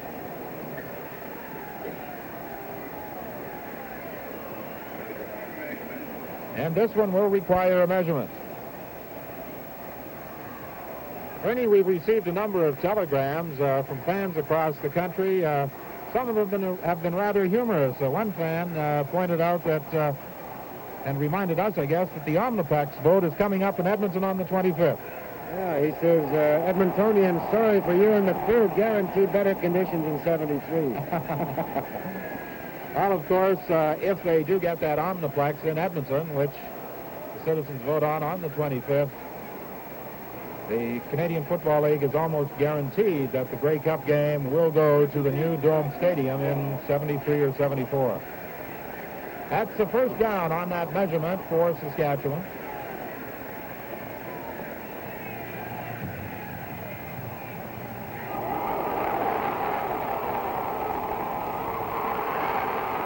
I think they ruled that Gary Lane, minus helmet, also missed by 1 yard of getting a touchdown. Well, I'm not sure if he intended to hand this ball off to George Reed, number 34. Take a look for yourself. He reverse pivots out of that quarterback position, and Reed appears to be looking for a handoff. However, Lane keeps it himself, and he moves that ball down to the 1 yard line. Almost lost his head as Forzani came in there and did a great job on him. A big break for Saskatchewan, a good play. 1 minute remains in the third quarter. 12-11. Calgary leads Saskatchewan. It's first and goal from the 1.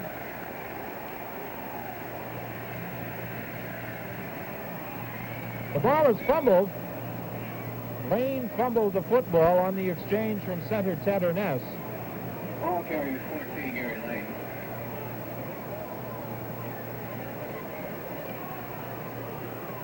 They lost about half a yard. It will be second and touchdown and goal from about a yard and a half out. Al Rankin goes in, and Al Ford comes to the Saskatchewan bench. 25 seconds remain. Second and goal.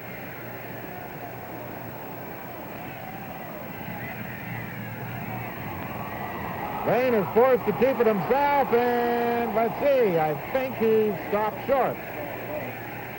And there's a little shoving going on in there.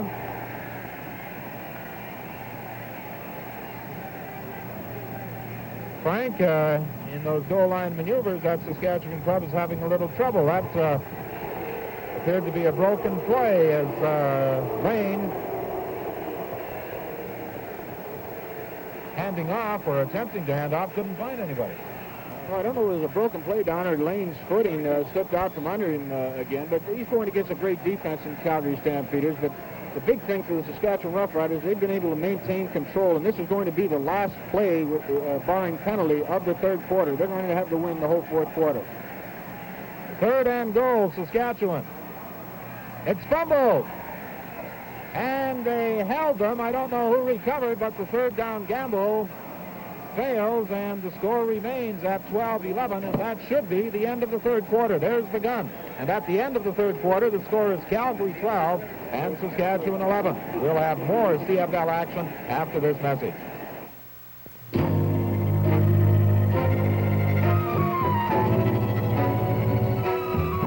When you're smiling, say look that's blue, the beer that smiles with you.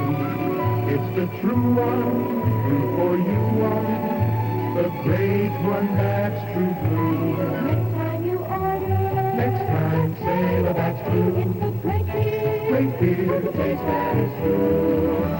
So when you're smiling, say that's blue, the true blue friend may be. True blue friends of this great beer say Labatt's Blue. So do its new friends. And Labatt's Blue is making more and more new friends all across Canada. So when you're smiling, say Labatt's Blue, the true blue friend may be. Blue, blue, blue, blue, blue, blue, blue, Labatt's Blue. John Whitman, along with Frank Rigney, Ernie Afghanius, spotter Mo Simovich, and statistician Sim Simone for the final 15 minutes of this final game of the Western Final. And it's 1st and 10 for Calgary. They're operating from their own 2. McInnes is hit right at the line of scrimmage.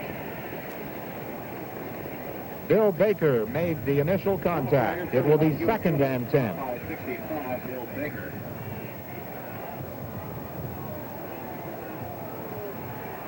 Get a ball into play. 2nd and 9.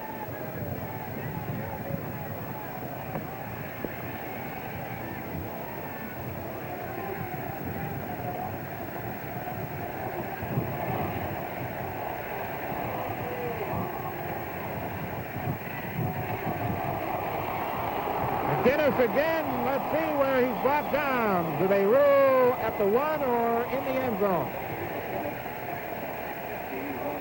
Wayne Shaw came through to make the first contact with McInnes, and then he had a lot of help from some friends in those green and white uniforms in driving McInnes back into the end zone. They ruled his forward progress had carried to the 1. We have some three-quarter statistics, John. Saskatchewan has picked up 11 first downs to Calgary's 3. 152 yards rushing for the Riders, 30 for Calgary, 59 passing for the Riders, 40 for Calgary. In total offense, Saskatchewan 196, Calgary 58. And now on 3rd down, Stewart will be kicking directly into that top breeze.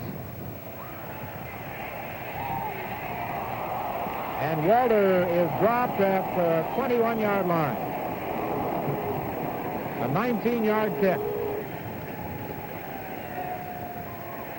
Of course, these loyal Saskatchewan fans are enjoying what's going on at the moment. I think we should add our allocates to these people for coming out here in a condition like this. It certainly shows well for the Canadian Football League. Also, the Calgary Stampeders had a contingent of cheerleaders and fans come all the way from Calgary for this ball game. And I'm sure they're hoping that Calgary can pull it out in this last quarter. Well, it's 1st and 10, Saskatchewan. The ball is at the 20. George Reed is brought down by Wayne Harris. Calgary had the best defensive club in the Canadian Football League this season, and now the Calgary Stampeders must call upon those defenders to come through with the big stand here. The young ladies on the sidelines, members of the Saskatchewan Roughriders cheering section. Second and 8.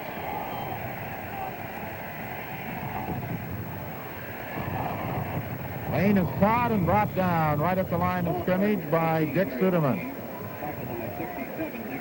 But now the Roughriders have maneuvered the ball into pretty good field position for a field goal attempt.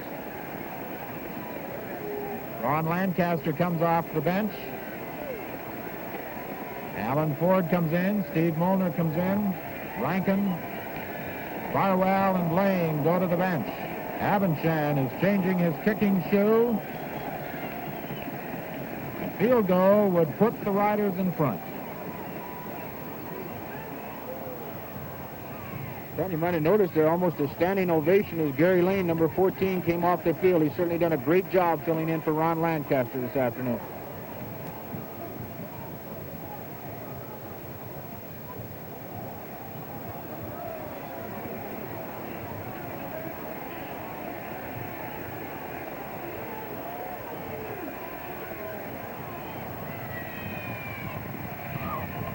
Kick is up. It's good. There's a timeout on the field with 12 and a half minutes to play in the fourth quarter. Saskatchewan 14, Calgary 12. When you're smiling, all about you, the tears that smile with you. It's the true one, good for you one, the great one that's the blue. The movie's going right over the blue. How does it going? For the truth that is true.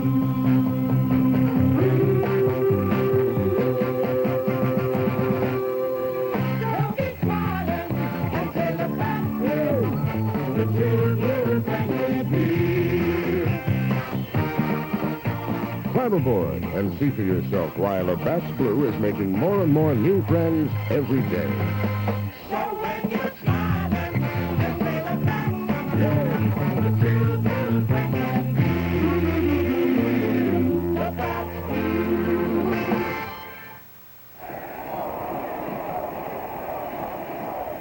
Well, Calgary here at Taylor Field won the first game of the series, 28-11. Back in Calgary on Wednesday, it was 11-3 for the Stamps. It's now 14-12 for Saskatchewan over Calgary with 12:06 remaining in the fourth quarter. The pass attempt is incomplete, intended for Cranmer. Eagle Keys attempting to take his Rough Riders to their second straight Grey Cup game. They lost last year to the Ottawa Rough Riders. Calgary represented the West in '68. They also lost to Ottawa.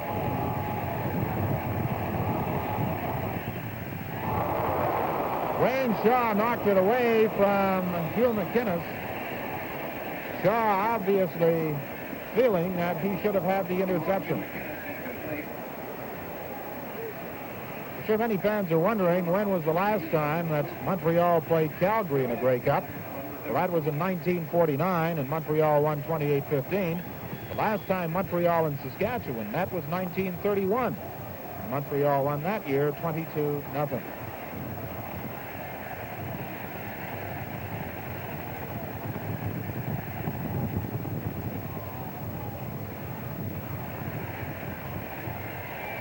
Walter is hit immediately at the 51-yard line by Billy Roy. The Rough Riders again put the ball in play with now 11:25 remaining. That was a 17-yard kick. Don, to add to some of your statistics, well in a moment, we'll take a look at Ron Stewart here, and as we know, Ford recovered his own punt a little later. Saskatchewan is looking out for the same thing. There's 4 people waiting for Stewart, so he can't get down there to do the same for that ball club. Back to the live action. That's Wayne Harris, Rouse on George Reed with help from Joe Fresani. Just to get back to those statistics again, Don, the last 10 years, including 1970, Calgary has made it to the Western Final 8 times, and they won it in '68. Of course, they still have a good chance of winning this one. Saskatchewan has made the Western Final 6 out of the last 10 years.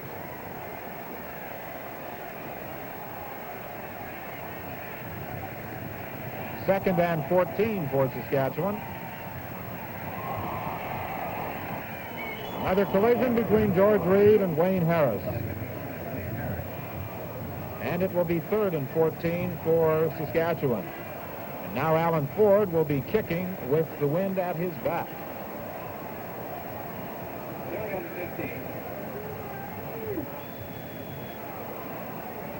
I'm not sure, but I think, Frank, this is the first time that Ford has kicked with the wind. Well, sure you did, Don, but Ford has a history of kicking that ball up in the air, so it can go a long way. These receivers are going to have a hard time fielding this ball. We even have lights on here at Taylor Field. Taken by Jim Cilia. A great catch, too. You saw Cilia slipping and sliding, attempting to get some traction. A 42-yard kick, a 1-yard return, and Gary Brandt, number 54, was downfield to make the tackle.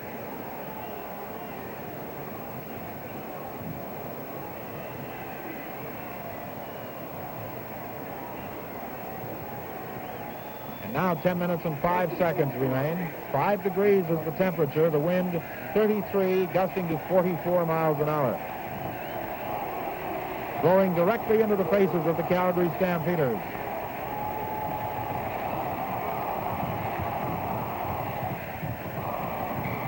Herm Harrison has the catch at the 25. Very close to a first down. Tackled by Ken Reed.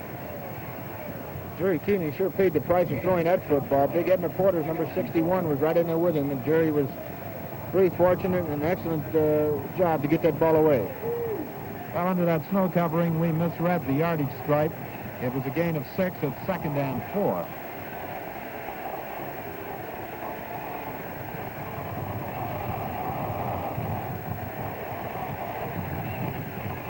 Rudy Linderman has the first down. No mistake about that.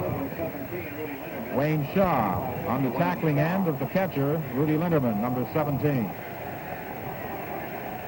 I don't know if there's anybody in the country that does a better job than Jerry Keeling of throwing those short look-in or quick patterns right over the line of scrimmage. He picks out those areas where the linebackers aren't, and it's been a very successful play for Calgary in this whole series. 8:44 remaining. 1st and 10 for the Stamps from the 33. There's the screen to McInnes. Chuck Pyle made an excellent play to break through and bring down McInnes after a gain of 7. McInnes, number 31, the leading rusher in the West. That was Jerry Keeling's 9th completion in 20 attempts in this ball game, was just a little under 50%. Nominee as top lineman. He'll oppose Angela Mosca of the Hamilton Tiger Cats for that honor. 2nd and 11.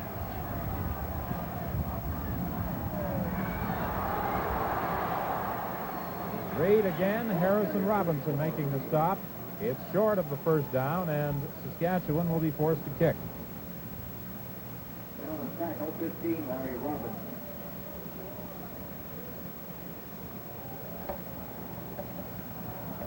Jim Cilia, 28, and Gig Perez, 32, are ready to return the punt for Calgary. Alan Ford will kick for Saskatchewan.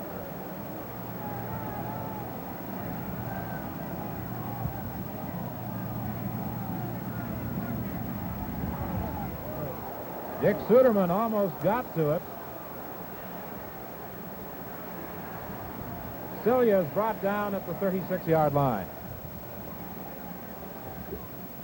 Well, of course, the winner of this game will advance to the Grey Cup game on Saturday against the Montreal Alouettes. You'll see all the action on the CBC television network, including the parade and the pregame show. And in the Grey Cup game, Labatt's will award to the outstanding player of the game a brand new automobile. So in addition to the financial rewards, one of the players will drive away a brand new car.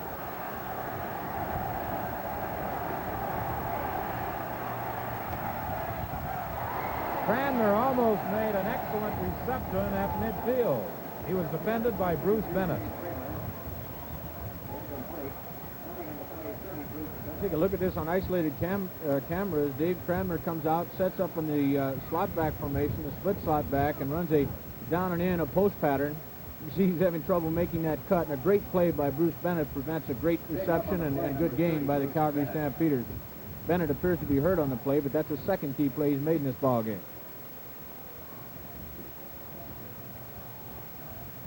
Saskatchewan trainer Sandy Archer out there with Bennett. Bennett will lead the game for at least one play, and the man coming in is Larry DeGraw. DeGraw was injured in the first game of the season and was reactivated by the Roughriders for just this game. Following the injury to several key people, particularly Henry Dorsch, Eagle Keys gave Larry DeGraw a call and persuaded him to come out of retirement for this game.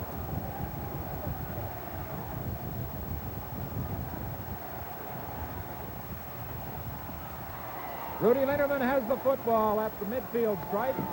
Al Ford tackles Linderman. 4:21 remains till full time. Same type of play here, this time to Rudy Linderman as they're trying to hit that gap between the deep Saskatchewan zone defense. Good pressure on Jerry Keeling, but he gets the ball away. And a big first down to the Calgary Stampeders. It was stopped by Ford. From midfield with Shum replacing Kramer at offensive tackle as that Saskatchewan defensive unit gets set. It's 1st and 10, Calgary.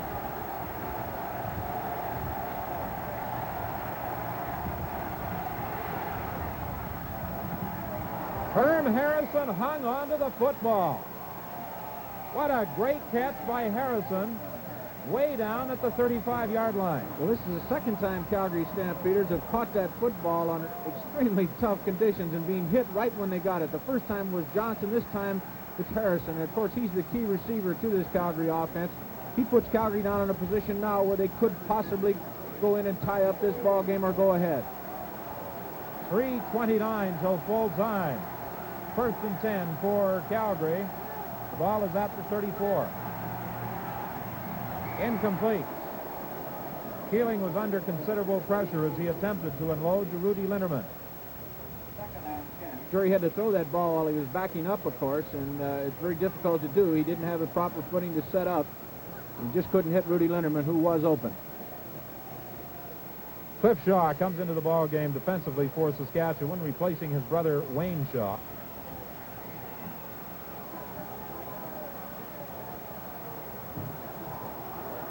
They do that, of course, Don, to get an extra pass defender in that defensive lineup. 2nd and 10, Calgary. Harrison again. He'll be very close to the first down, caught by Ted Dushinsky.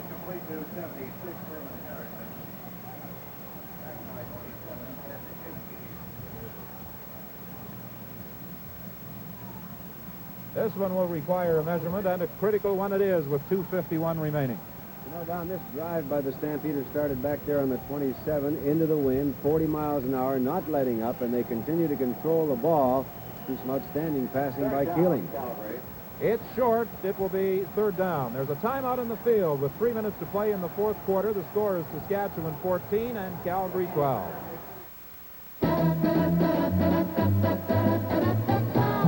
Enjoy yourself with 50, it's the best. Enjoy yourself, drink 50 with the rest. The time has come to pick yourself the leader of the crop. And that's a 50 by Labatt. Yes, 50 is the top. Next time you pick up your refreshments, try Labatt's 50. Find out why the growing 50 crowd goes for that special 50 kind of enjoyment.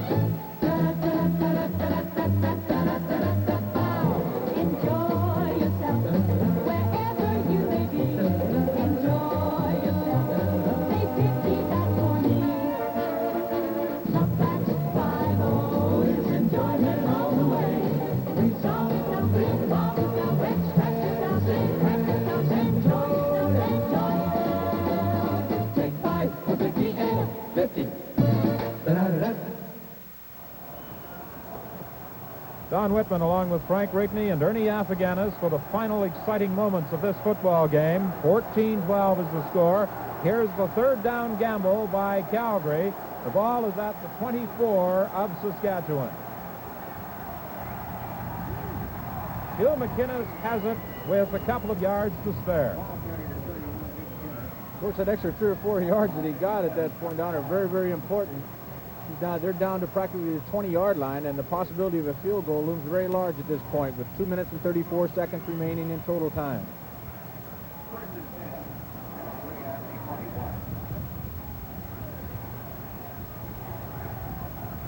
Kramer's back into the ball game. Shum goes to the bench for Calgary.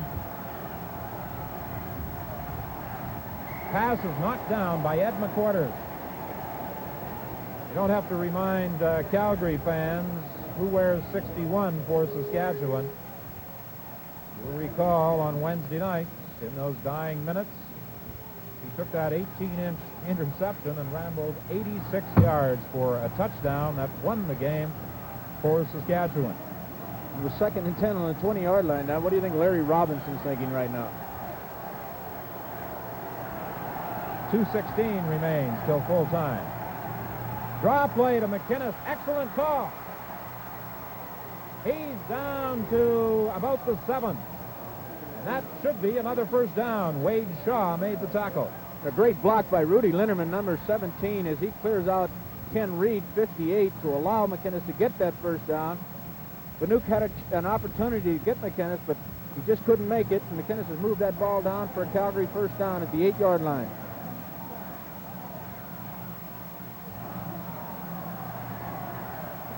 It's first and goal for Calgary. 1:59 remains till full time. McInnes again. Chuck Kyle made the tackle.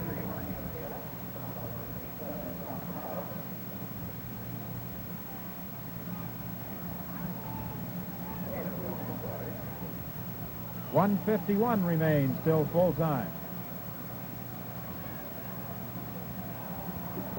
14-12 is the score. Saskatchewan leads Calgary. Here we go. Second down. Goal. Calgary. McInnes again. And he's stopped. Fumble. Who's got it? Saskatchewan has recovered.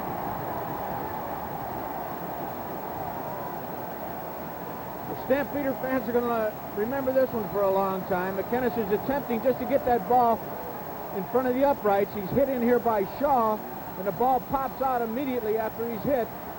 Calgary has no opportunity to recover that football. Saskatchewan's all over it. Don Banuk is the hero of the moment for the Saskatchewan Roughriders as he recovered that fumble on the 4-yard line. 1:25 remains till full time. The question is, will Calgary get another shot, or will Saskatchewan be able to run out the clock and protect that 2-point edge?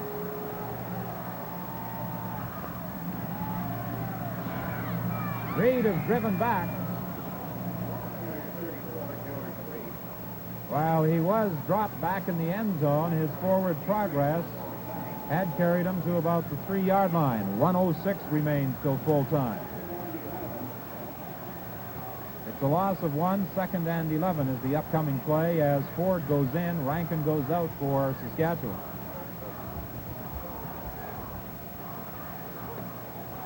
I'm wondering, Frank, what about the possibilities of a quick kick with Ford in there? Oh, I think they're going to try to use up that time down and kick on 3rd down. That time is still critical, but there's less than 1 minute at this point. Lane straight ahead, going nowhere. After the 2 plays in these last 2 ball games that have gone against the Calgary Stampeders, I'm sure their fans are wondering what this ball club has to do to go on to victory. Not that they don't have a possibility to pull it out yet, but that was a critical fumble. Certainly a great break for the Saskatchewan Roughriders, but you can't take anything away from them either. They've controlled the football game basically all day. 40 seconds remain. Alan Ford stands in the end zone. The 10-man rush.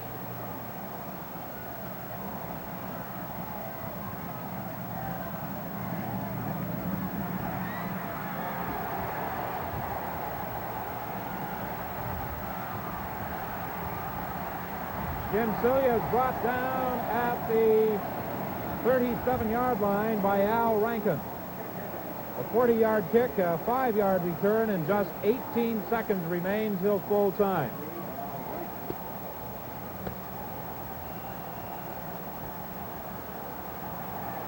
The clock is running.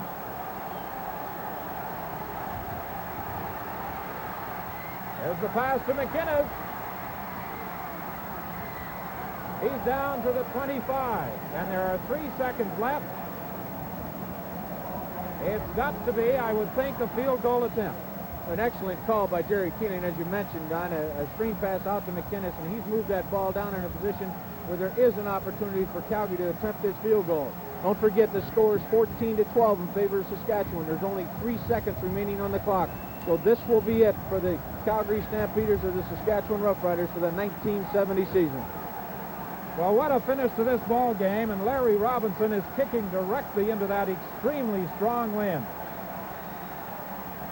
The fans are on their feet. There's the kick. It's good.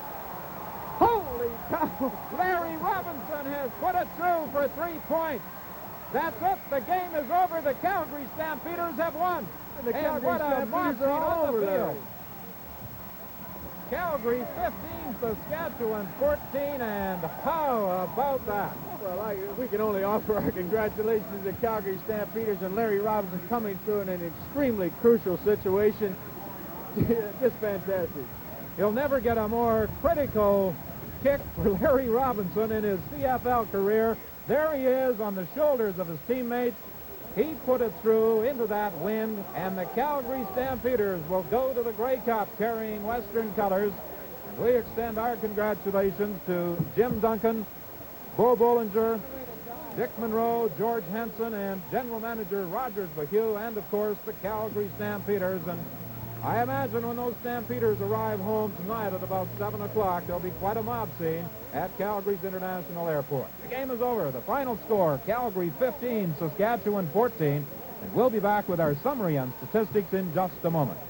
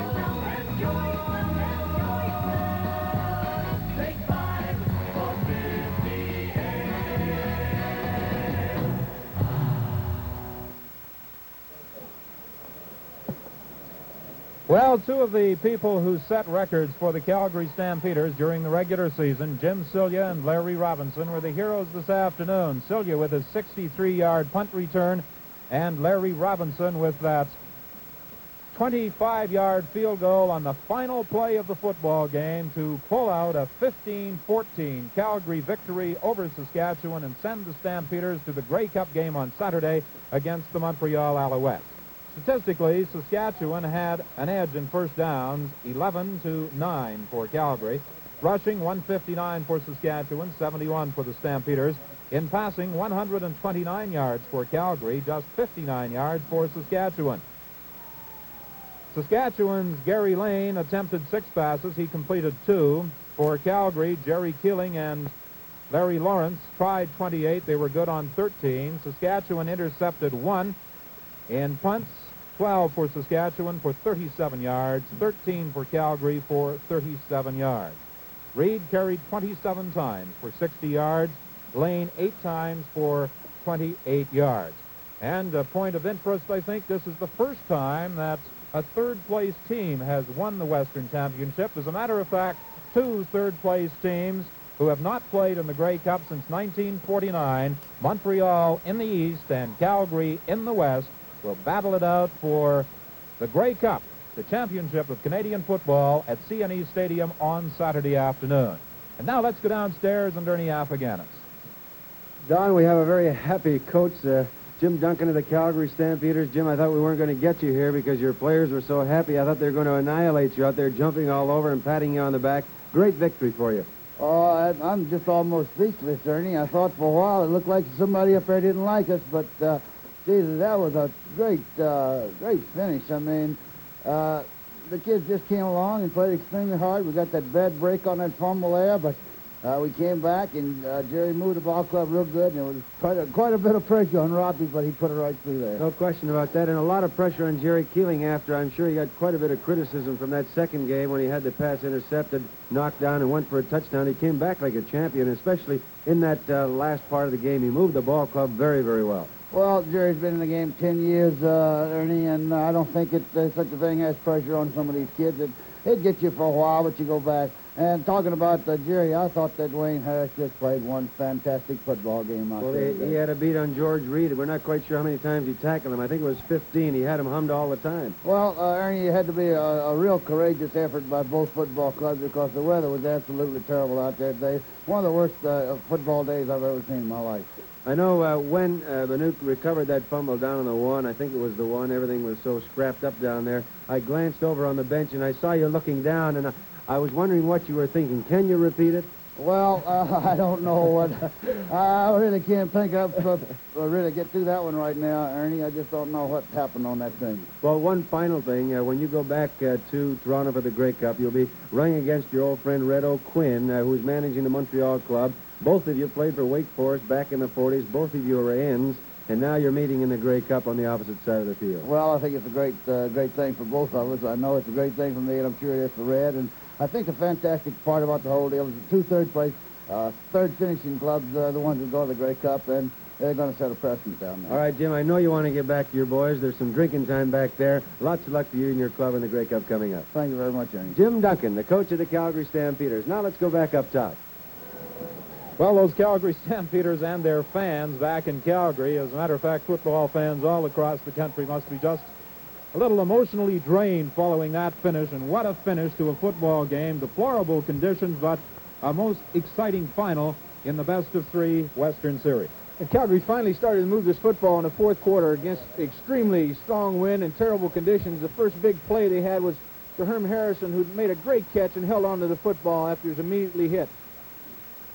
However, going in for the touchdown, or at least a possible field goal, Hugh McInnes, the outstanding rusher for them all year, fumbles, and it appears to be Saskatchewan's ball game with only seconds remaining.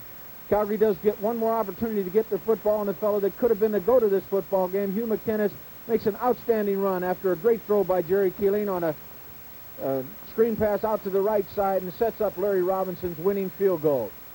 Those last 10 yards that McInnes gained on that pass play were very, very critical. And here it is, folks. The 15-14 victory by the Calgary Stampeders, and obviously the hero of the game, Larry Robinson.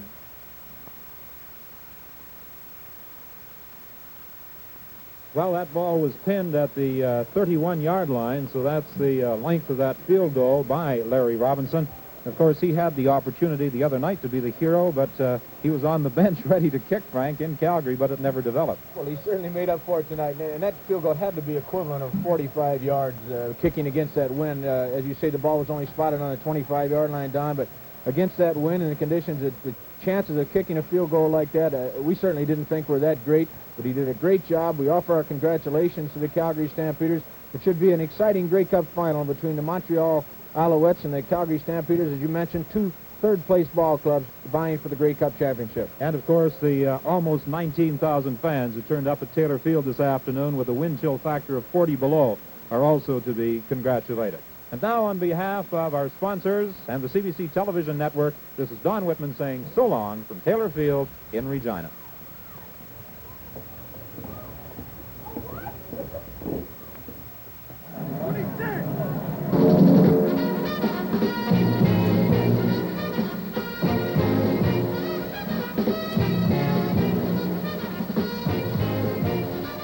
Canadian Professional Football, brought to you by Canadian Pacific, serving you in Canada and around the world. And by Labatt Breweries of Canada Limited, brewers of Labatt's Blue and 50 Ale, across Canada, beer at its best.